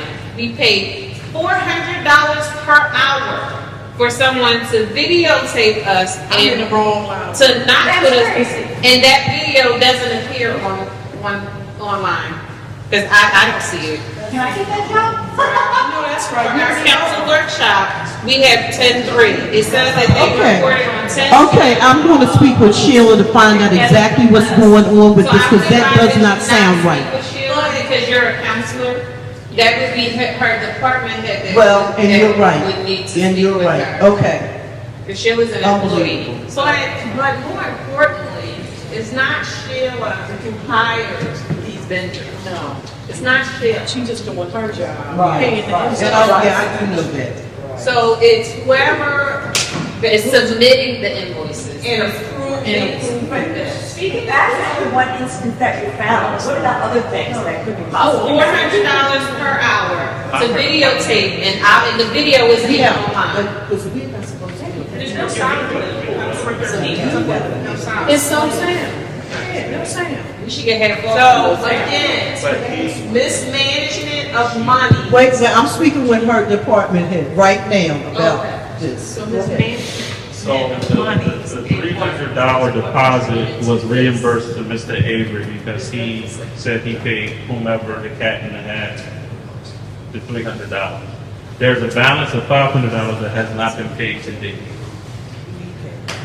So you're saying we're reimbursing the $300? We already paid. We already paid the reimbursement. We did that. On Joel's We now have to pay $800. No, it's 500, but that invoice has been on hold, and I'll say. But that still makes a total of $800. It makes a total of 8, For but 7 to 9 p.m. on one day. I understand what you're saying.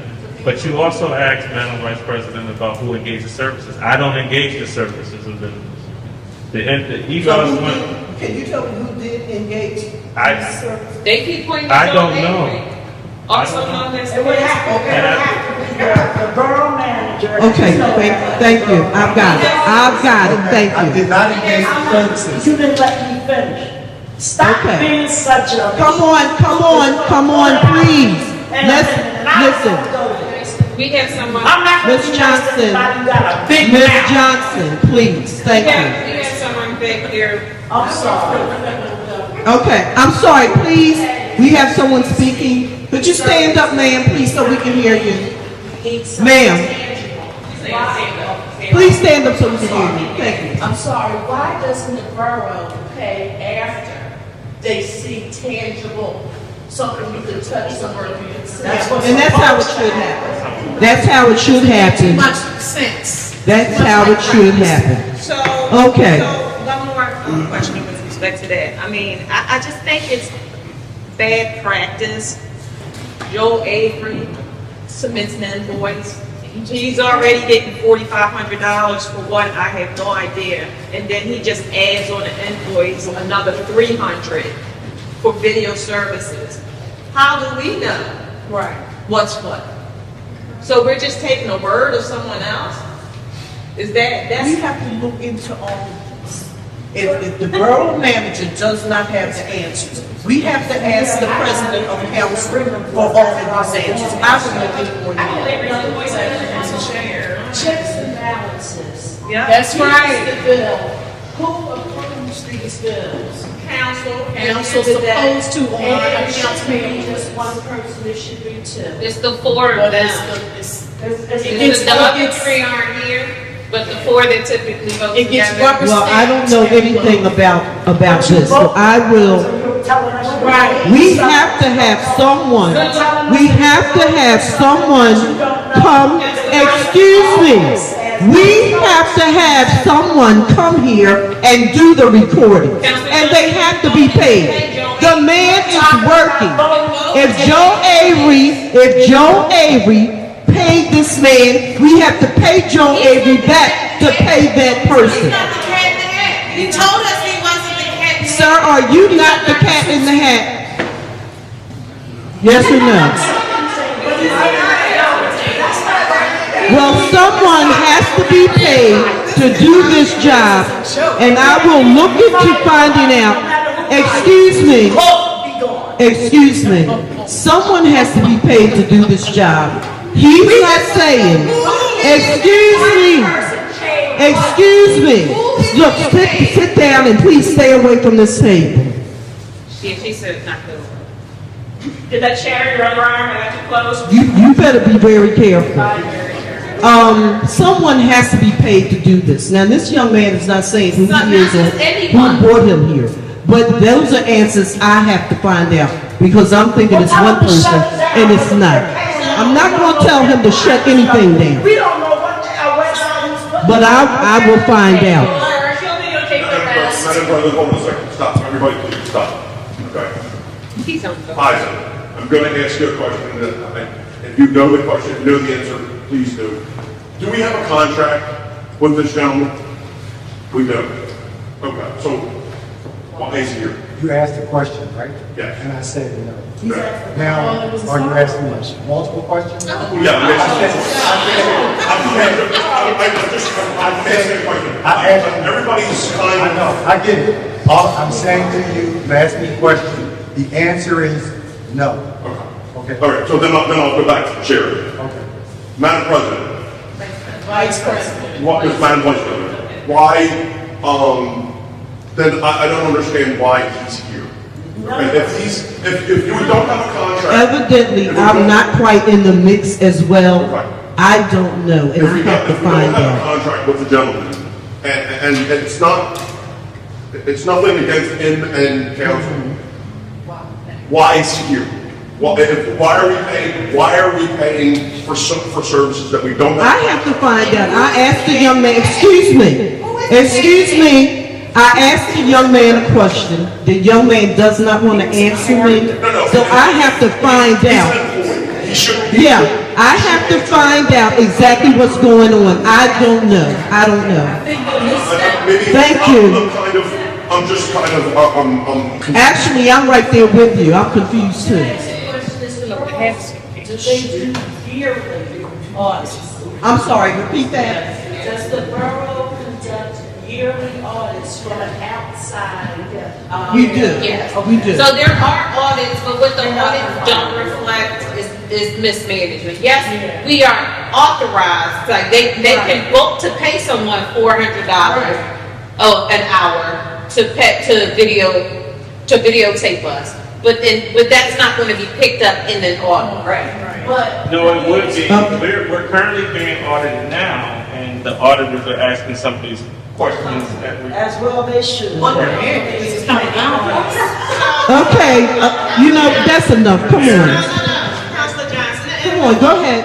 No, and Go with ahead. all due respect, with respect to this issue, we're responsible, for these monies, for these tax dollars. And we're supposed to watch things in a responsible manner. And we're not doing it. And it has been times during a legislative meeting, I look over the AP list and I find some discrepancies and I bring it out on the floor and ask that certain expenses be omitted before voting. Us voting on same, and it's always shot down. And that's one of the reasons why I'm not done, Ms. Johnson. And that's one of the reasons why I refuse to vote for any AP list. Because when I see issues, I want to have those issues addressed, and we should absolutely take them and table it until we find out what's what. And that's not what is being done. And that's unfortunate because, like you said a few minutes ago, we're paying the bills, but we're just blindly paying the bills. People are And we should, voting. when there are issues like that, we should table them, and we should. And we should. And this is, you know what, we're not talking to you. Right now, she has the floor, not you. Stop acting like a kindergarten kid. So I'm Be quiet Yeah, I'm sometimes. just finished, but I'm just saying, we all need to take our roles seriously. And Some of us what are you have- saying? You don't think I do? I'm not saying. Not when we rubber stamp. I don't rubber stamp anything. That is your opinion. I vote on what I think should be voted on. Invoices that were all. You no longer have the floor. Mr. Stokes, could you please come up and give your report? But you voted. Please come up and give your report. Go ahead, thank you. Good evening, council and residents. I'm going to do both reports that I have to do. The first one will be emergency management for October 2022. Of course, as everyone knows, the Yates Borough Emergency Management works with all the borough departments and other agencies to keep advised of all emergencies that may impact the Yates Borough. The Yates Borough Emergency Management Department attended the Yates Fire Company Annual Fire Prevention Open House on Friday, October 14, 2022. The department handed out information on the preparedness for storms and emergencies. And that is my emergency management report. Are there any questions on that report? Didn't know that you have copies ready for us. The copies were frozen. I did not know that they were not in the back. I'll make sure it's done. Okay, thank you. Can you report on ordinances and, Our code report for October 2022. The zoning use application, it was one, it was 421 Church Lane. It was for a personal care business. It was approved. Zoning hearing application, it was one. It is the remanded restored continuation of the hearing for the restored conference. Hotspots, Church Lane Bridge area, which is the Yates and Upper Darby illegal dumping issue. The Code Department and Public Works are working together with Upper Darby to get that taken care of. We have one property, which is 805 Cypress Street, which is a roof issue. Inspector White is working with the owner and a contractor to get that problem solved. Action items. I met with 5 paving contractors. They all said they would submit paperwork. I only received 3. I submitted the paperwork and I turned it over to the management and Councilwoman Brooks, who is the code committee liaison, to review and present to council. An update from that, I received another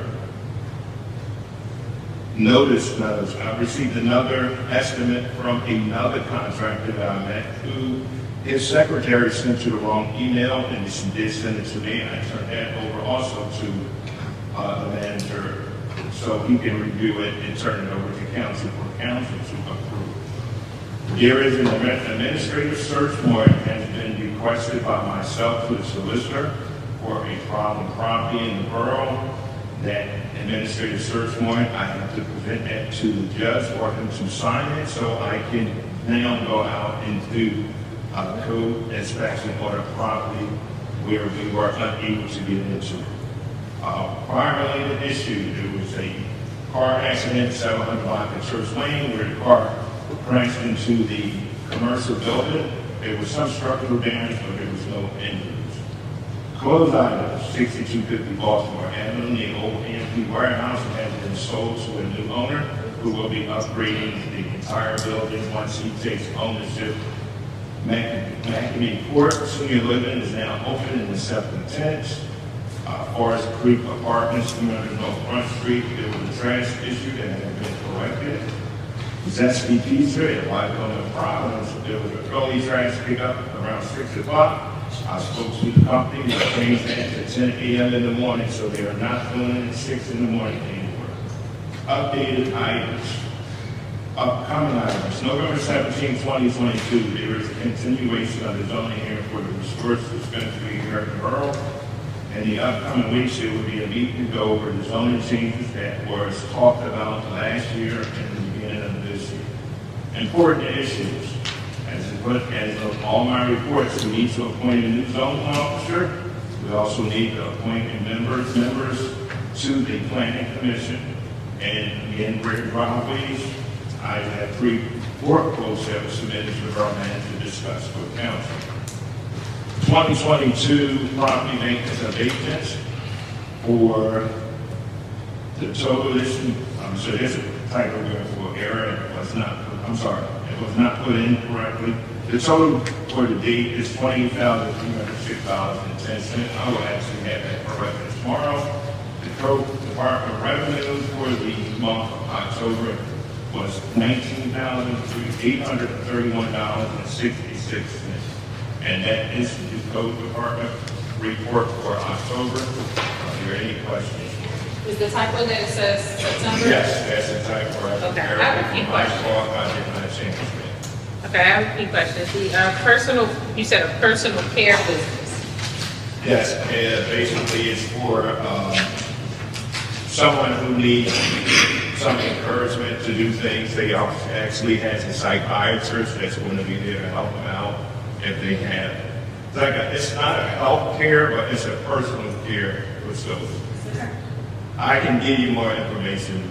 I'll email you more information in reference to it. Okay, and then you said you met with paving contractors and turned the information over to the manager, Councilman Brooks. So, I mean, is there a specific criteria as to how this paperwork is going to be reviewed? Like, what is the expertise of the individuals who are reviewing it? That actually was turned over to the manager. We're giving it to you guys. Basically what happened, I, as the code director, took the 5 people out to the worst driveways in the borough so they can measure it and see what they would need to do as like milling, digging up the area and repaving it. They actually went through measurements of what many square feet it would be, and then that's what the cost of the job is going to be.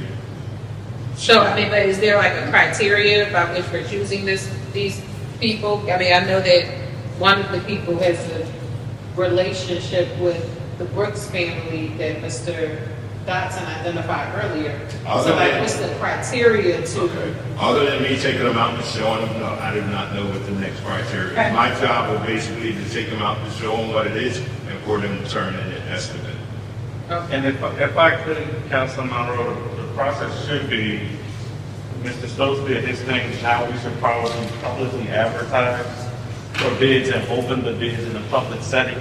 So I That's the normal process Didn't you, in a municipality. yeah, I thought we could not take bids You have to publicly advertise. Okay. And then you say that the bids will be open at this date, they're due this date and time, and then they're open in a public forum. Right. Then that way, you know, that's how it should be. Right. Okay. So I'm gonna ask if we add on to publicly advertise the bids for the paving contractors that we already took out. I mean, they already took the people to see the job, but they should be submitting sealed bids Correct. after they're publicly advertised. Correct. Not just handing over an estimate to, Yes, we should publicly advertise the specs for the job now that they've seen it, and then they should be sealed and returned to the because borough. we do have a fiduciary responsibility to accept the lowest Responsible bid. responsible bid. And you said there were 5. Yes, there was 5, and 4 turned in, So I'd also like to know how them turning it over already affects our bidding process now. We haven't gotten to the bidding process because. So, Mr. Dodson, I wasn't done yet though, because we kind of put the cart before the horse here. We didn't advertise, but we've already accepted their proposals. So now we have 3, and we don't know who's seen these 3. So now, for me, what I know is that our borough manager and Councilwoman Brooks, who has an affiliation with one of these people, has seen the 3 bids, or has seen the 4 bids. So what is keeping Councilwoman Brooks from saying, or Manager Dotson from saying, make sure that your bid, when you advertise, is at least $10,000, because everybody else bid $10,200 or more. So this is where we have to make sure that we are doing our jobs. And what I'm pointing out, and no offense to you, I mean this is our process that we're supposed to be following to make sure that these things are equitable. Now we've all seen these bids. We don't know who else has seen them. So for someone to submit a sealed bid now after we've already seen their initial proposal makes absolutely no sense. So we've just tainted the process. Nobody.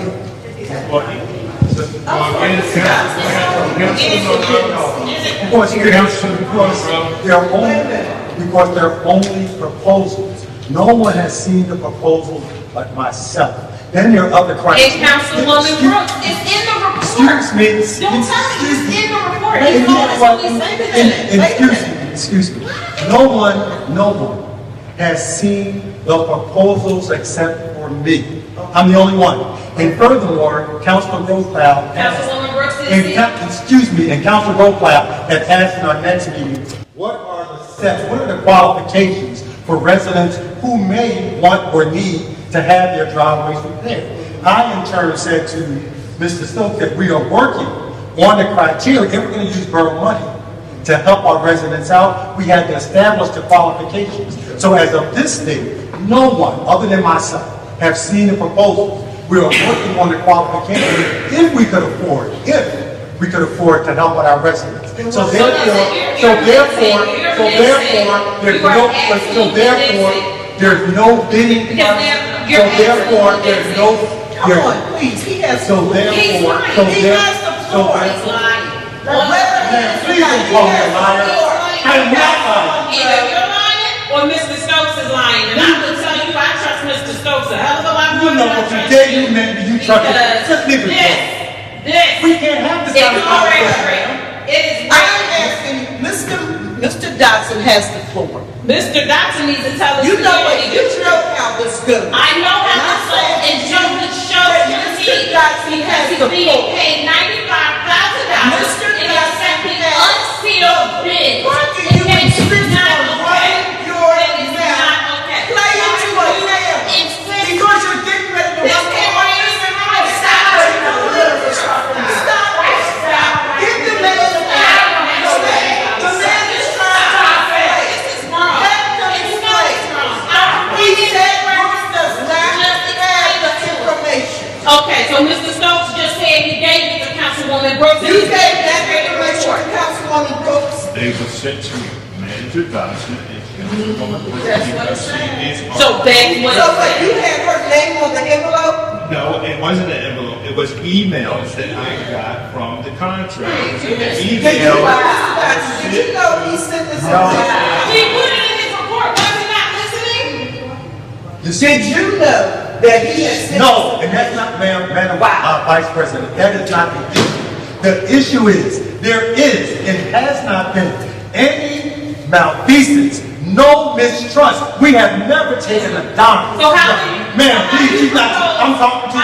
I'm talking to the Vice President. I'm talking to the Vice President. I'm talking, and you know what? How do you get a bid now? It's What is the bill process now? And here's the thing, I'm sitting here at this table. I was president in 2007.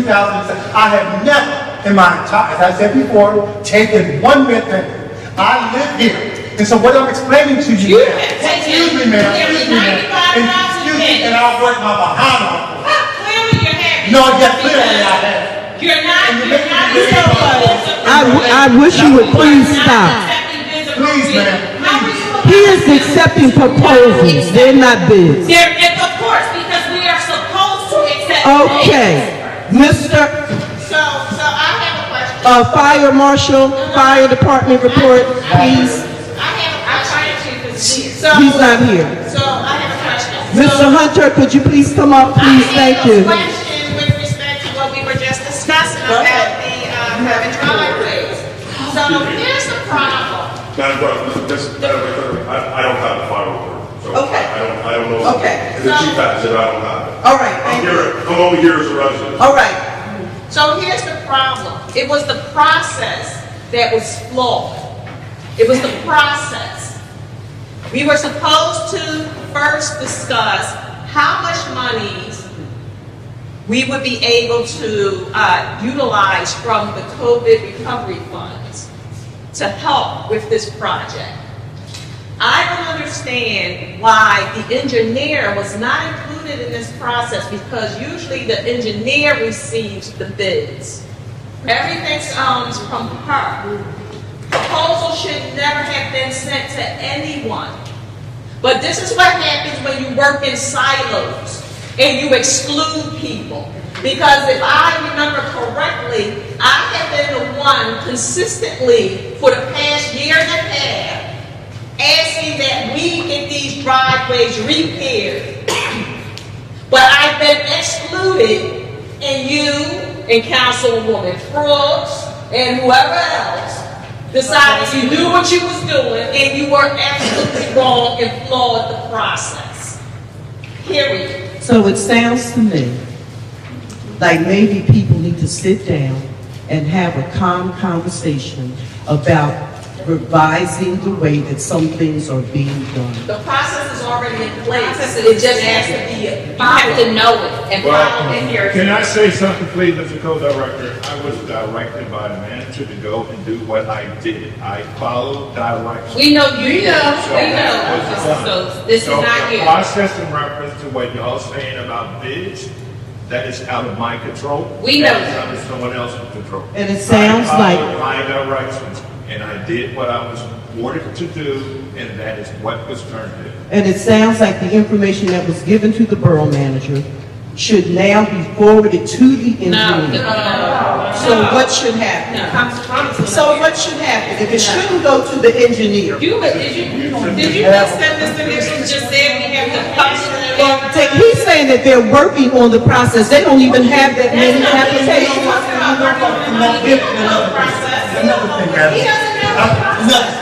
He does not know You the know what? process. And here's another thing. Clearly, he doesn't know the Excuse me, process. excuse me. People learn. It's been 11 months. Did you know the process? when you It's said been that? 11 months. No, you didn't. It's been 11 Go months. ahead, Mr. And if you don't know something, then you ask. That's why we have a solicitor. You don't put us in a situation where we're accepting unsealed bids and now we can't do anything. We never accepted, Madam Counselor, unsealed bids. And A furthermore, proposal is an unsealed bid. another thing I don't understand is in this process, It's a lot of this, things you no, don't I understand. don't need you to ridicule me. Talking over, Let's move on. talking over people. Let's move on. Let's move on because he don't know. And he's just trying You to. just run your mouth all the time. That's what Go ahead. you're doing. You don't have the floor, but you don't have the Giving floor. bad information. You don't have the He's floor. giving bad And you talk information. and run your mouth Giving constantly. bad information. Because you want to sit He's in the all presidency, trash. don't you? He's Is all that what it's trash. all about? He's all Oh, yes, you did. You called my house bad before. Don't lie. Don't lie. Don't lie. Can you please go ahead and say what you're trying to say? We've been here a long time. It's not worth it. Because all the conversations we're having are conversations we could have had online. And it could have been. No one knew you were accepting bids. You don't have to holler, man. No one knew you were They don't know how to do accepting it. bids. These are my tax dollars being And mine spent. too. These And are mine mine, too. but you're getting paid for your tax dollars. Compensated well. Well, I'm like the Okay, please. You don't pay taxes. Mr. Hunter, So, well, you now have the floor. That's enough nonsense. Please stand up. before Mr. Hunter passes the floor, I have a question for the Thank road department. So, Mr. Stokes, Director Stokes, with respect to that email that I sent to you yesterday relating to that unfortunate situation on Searle Avenue, I did follow up with a couple of questions for you. My main concern right now is that the process in the code department is being delayed, and as a result of the process being delayed, substantial damage was allowed to happen, and it affected someone's ability to live in their home. So I don't understand how, if something is reported, it takes 3 months to get some sort of response or some sort of effective action. And this dealt with a senior citizen. And I'm very sad about that.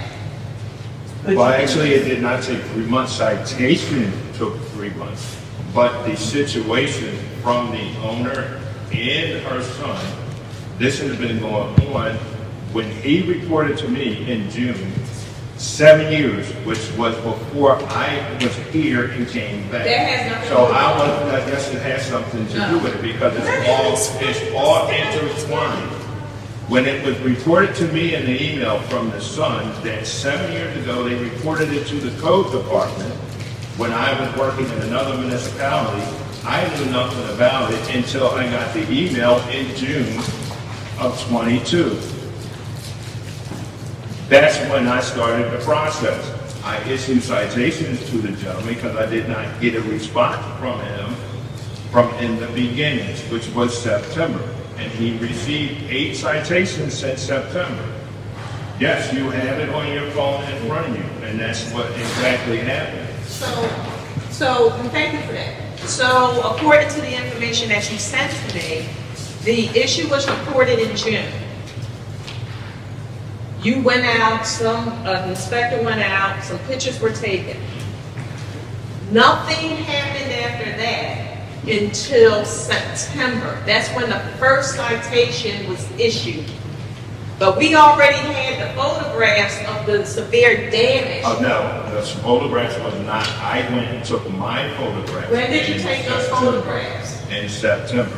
So you took the photographs? I in took the September. photographs personally because I went out to the house. The gentleman I'm speaking to is an electrician, and I know him personally when he reported it to me in June, and when he reported back in September, and I told him I was handling it directly myself and not issuing it to anyone else.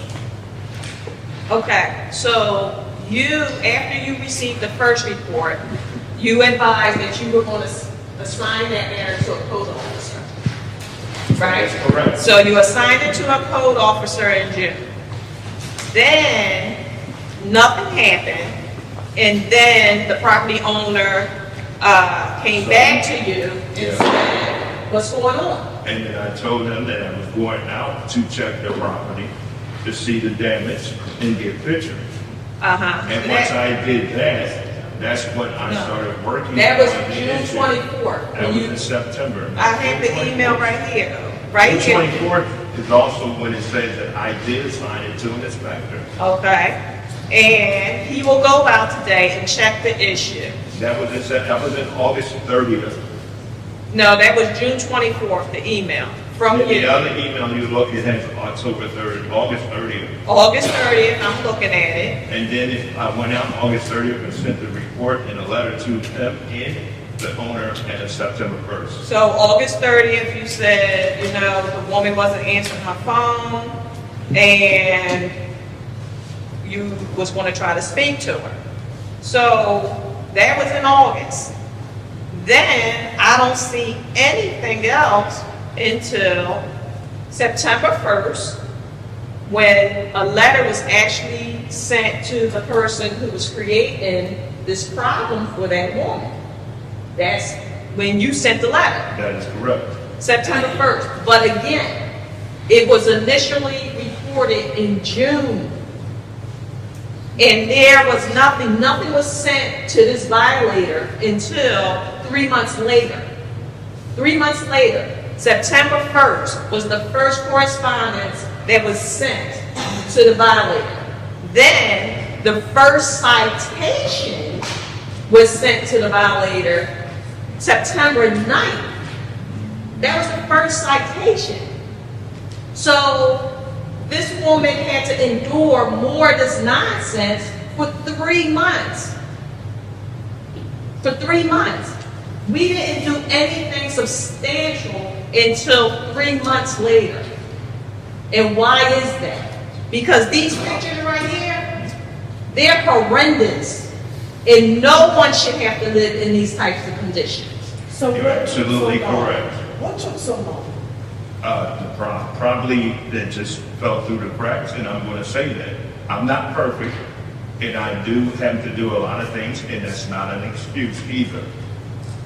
Okay? So but what's the thing happening? is, what happened now is the gentleman finally got his roof fixed October 20th. Is there damage to the other property? She still has the She has existing significant damage. And I am speaking with her son, as I did today and before, and trying to get her insurance company to pay for the issue so it can be repaired, so they can subjugate against the next door neighbor's insurance company. Okay. Could you please keep me informed as to Yes, what's I will. going on with this thing? Thank you. Yeah, I just want to say we have to be more vigilant, and we should not be procrastinating when issues like this are reported. And that's why the borough is kind of in the disrepair that it's in right now. Because I actually reported some sidewalks that are dilapidated, and they're still dilapidated.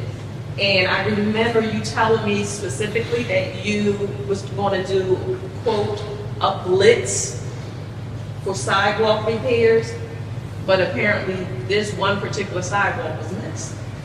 It literally has no concrete, it's all broken up. Look into that. I will look into it.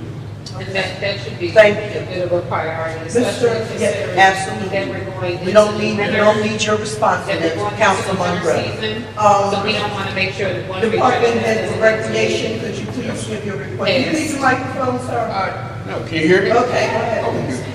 Very quickly, Mike, did you talk about the rain garden? No.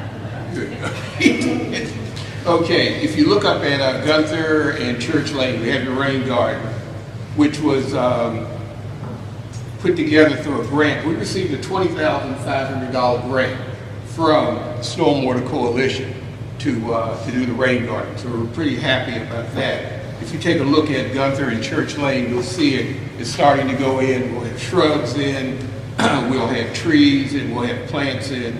So it should divert a lot of that water that comes off the parking lot and runs into Church Lane. I think I was asked at the last meeting, are we able to get plants and trees for residents? And the answer is yes. So we're going to try to start that in the spring. Do we have a shade tree commission? You do? Yeah, well, we have to work, we can probably work through the Shade Tree Commission in order to get the trees and the things that we need, but it's in the process. There's no commission. There's no commission? No, there's no commission. It should be. Can you write that down? I think. Shade, yes, shade tree. Yeah, because I think we have enough volunteers to form the Shade Tree Commission and get that done. So, yes, yeah, we can do that. On a light note, the Yaden Community Garden, AKA the Love Garden, was a tremendous success. We had some people here in the audience who actually made it happen. All I did was water. But Hakima and some other people really put some pressure on me, which I love, to make that happen. So we had a party last Saturday. We had goodies in the garden. We still have some vegetables that are growing. We have some cabbage. We have some what else? We have broccoli. We have some peppers that are growing. So it's a continuous process. You know, we want to thank Penn State University, the Master Gardener program out of Springfield, for coming out. They're going to do some workshops for us. Hopefully, we will have the garden next year, and we can expand it. But I think we have, 5 beds? We hope to go up to about 9 beds and make this thing a big to-do. Thanks to Public Works for... Shout out to the police officers. And the police officers, Public Works, for helping us out this summer. It was fantastic.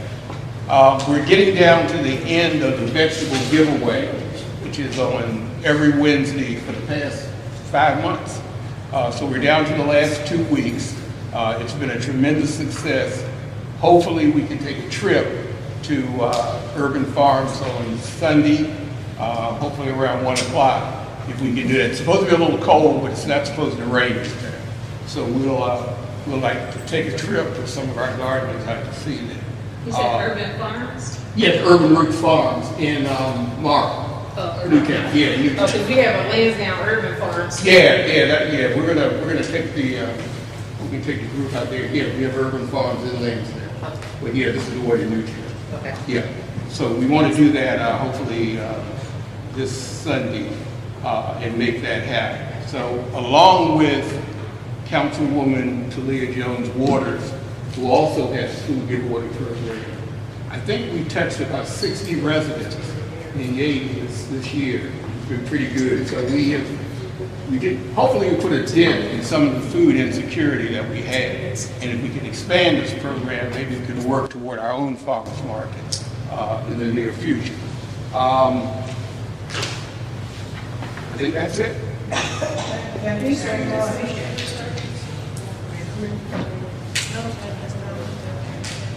Okay, at this point, I'll allow everyone to speak during the whole meeting. So citizens have their time to speak and ask all the questions that they want. No, we did not. Oh, of course you don't. You want to ask for my resignation, you're not going to get it. I have a statement to make. Y'all do. Make a statement. Are you going to call by? Everybody that submitted the form, you can call them up. I'll go first. Anna already spoke about her safety issues. She asked some questions. I just need to make her concerns. Go ahead. Speak. Well, my main concern has to do with advertising the jobs.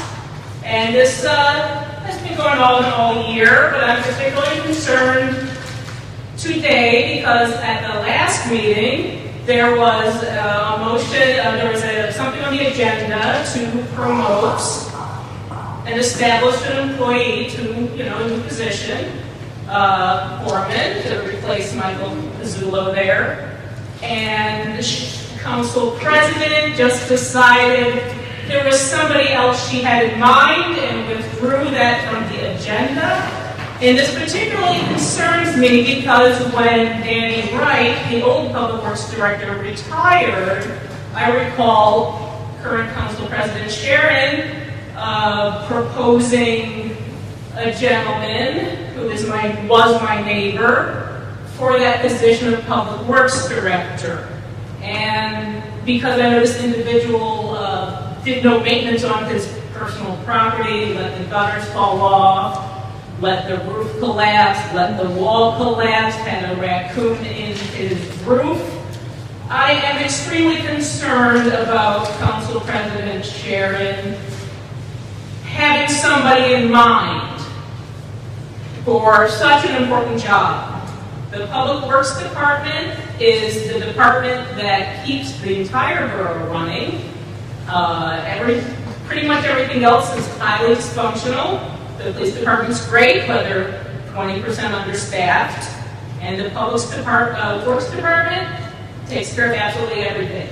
They're why our streets are clean. We don't even know what they do. You know, people go off to work. If you are around the borough and you're just out and about during the day, it's like that Richard Starr Busy Town book. Remember that? All the cute animals all doing their little jobs. It's like that with the Public Works Department. You just drive around town and you just see somebody doing something everywhere. And this is not acceptable. Can you imagine just like selecting somebody to go into a tightly working group as a foreman? You can't just put anybody into that spot. It needs to be somebody that can work with the people that work there. You have to take the superintendent's advice as to who can be a good foreman. This is not the prerogative of Sharon to decide, oh, there's somebody I like better, there's somebody else I have in mind. This is completely inappropriate. And I gotta say, I'm extremely flattered that when I applied for the Civil Service Commission, suddenly the rules that they have been going by all year suddenly changed. Suddenly, when I applied, oh no, we cannot vote for that until we have 3 applicants. I do believe that's the first time all year we needed 3 applicants for anything. Was me volunteering, a volunteer temporary position. We need 3 volunteers. We need 3 applicants. But for anything else, no. We just put in whoever we like. This is unacceptable. Okay, thank you very much. Clara Johnson, you still want to come up? Yes, I did. So, I'm sorry, can I just clarify for 1 second? So, specifically, we have a vacancy on the zoning board. Did someone resign? Are they inactive? Because we had, the last time we had 5 members and 2 alternates. Yes, one of the zoning members, his health was not okay for him to continue. So he formally resigned? It was a verbal conversation that he would not be attending. He never said he resigned, that he was unable to attend. And I did mention it to the zoning chairman, the zoning board chairman, Mr. Clark, to get him to submit a letter saying he is resigned. And we have not received it. Okay, well, we have 5 members with 2 alternates. One of the alternates didn't fill in for this member, or be promoted, and then we found another alternate. We actually did promote one of the ones that were the backup to one of the positions, but we still had his position because he did not resign. So Okay, so we just there's need one more We alternate. just need one more alternate. We need one, okay. Councilor Lee and Brooks are the only councilors that I have not had the pleasure of serving with. What you are hearing and seeing is a mimic of what was done when I served with Sharon as the chair on the floor. Nothing was accomplished. Sometimes we didn't get out of here until 10 and 11 o'clock at night. After me breaking away from the madness, we, the councilors from 4 years ago, accomplished quite a bit. Just to name a few. Grants, correct me if I'm wrong, totaling somewhere between $4 and $5 million in that category. Recognizing and receiving awards, social media and website, park upgrade and community park, clock tower repair, elevator repaired and fixed, phase 2 out of 4 phases for the camera system. Now let's just see what happened under Sharon this time. Nothing. Lawsuit after lawsuit. Sharon says that you are not a team player if you don't vote with her. There has been nothing to date. Unqualified employees, about maybe 3 or 4 videographers. Oh, did I say Pink got paid also for 15 minutes of service. Personal lawyers hired. Lawsuits after lawsuits. Ain't no win for the borough, not in heaven. Councilors are asked to please consider voting Sharon out. Stop holding the residents hostage because of your personal feelings for each other. Your vote is independent of anyone else's. Vote Sharon out.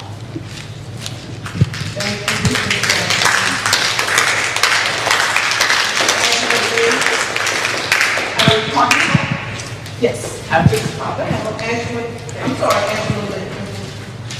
Okay, my concern is the last meeting that we had an excessive amount of gavel banging. Now, when you look at Robert Rules of Order, and it's a particular section in regards to banging and gavel, that gavel went like somebody possessed. Sharon banged that gavel at least 20 or 30 times. When you bang that gavel, you have to worry about decibel levels. If you go over 85 to 120 decibels, you can damage someone's hearing. Okay, so this is not something that, I know that she has to keep order, but there's specific sections in Robert Rules of Order, how hard you should bang it, how long you should bang it, and how often. That was ridiculous. A resident complained, and she said they can leave. That's not an option when you can't see the meetings in a timely fashion. So if she's going to bang that gavel, the people that are up there, someone needs to restrain her, spray her, or tell her to get out, take a walk, and come back. I'm not. If something has to be done, that can't happen. And you're over there, you know what happened.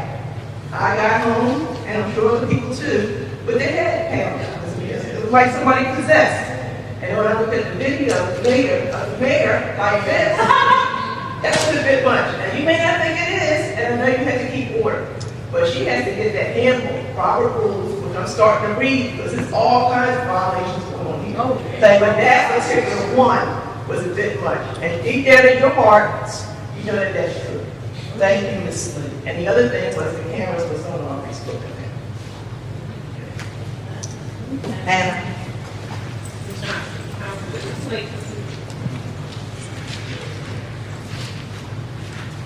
I'm going to just reiterate with regards to what the previous Angela said with regards to the gavel. And one thing that I will say with regards to that is tonight, I will give you a compliment. You do not have a gavel. There were times when the meeting got a little heated, but you still did manage to keep order without banging the gavel. You used your voice. So, I mean, that was very good. Yes, right, exactly. There's two things that I'm concerned about. One is public safety. We talked a little bit already with regards to the one intersection between Bailey Road and Church Lane. The other is with regards to full-time police officers. We definitely, all the residents, well, not all of it, a lot of the residents are saying that they no longer feel safe. We do feel that we need additional police officers. And if we do something with regards to getting the Civil Service Commission reinstituted so that we can get full-time police officers, that would be great. The other thing is with regards to expenditures. And when I talk about the expenditures, it's nothing political. It's definitely with regards to a concern for the borough that we should be spending fiscally in a fiscally responsible manner. So we really do need to take a look with regards to where we are spending our money. They talked with regards to the bids for the driveways. They weren't sealed. We definitely need to get that process corrected. And then the other thing is with regards to the expenses, if we can really, when we're looking at accounts payable, if there are some issues that we have, maybe put those on hold and just pay the ones that we're comfortable with. That would go a long way with regards to helping us be more responsible for this borough. Thank you so much for taking the time to listen. May I ask you, people are talking about hiring 5 full-time police officers. If we hired 5 full-time police officers, opposed to maybe, say, 9 or 10 part-time police officers, what would it do to our budget? Could we truly handle hiring 5 full-time police officers? Let's give me your, scenario on what you think would happen. You definitely on the spot, and it's, for me, it's 10-50 for me. 5 full-time police officers based on the contract, 7% plus benefits, payroll taxes, will cost about $105,000 per officer. So that's about $625,000 additional that we would need 10 per year. Part-time officers on average probably make about $20,000 a year. So 10 of those is $200,000 a year. Okay. That's quick math. Aren't there extreme limitations on when and where part-time officers can be used? Is this Contractually, there are a set amount of hours that we are to use annually for the part-time officers. Yes. So hiring part-time officers, we wouldn't be able to use them the way that we utilize full-time officers to fill those needs. Lose them to full-time jobs elsewhere. We lose them to, we've been through this. And I believe there was a chief that was letting go for utilizing part-time officers to try to compensate for our full-time shortage. Okay, just a question I had. I just Thank you very much, Is Mr. that Moore. accurate? Come on down. Thank you very much. And you could say it's a full-time on the current budget. So my question is in regards to a recent news article that talked about, the switch of the mayor's office being up here on the third floor in the community meeting room. How is that exactly working, and how do you reserve the community meeting room as a resident? Like, what is that process? We don't have, we don't have a process. You think the mayor didn't want to go there? So we don't have a process right now in place for the public to use that room. The capacity for that room is about 12 people.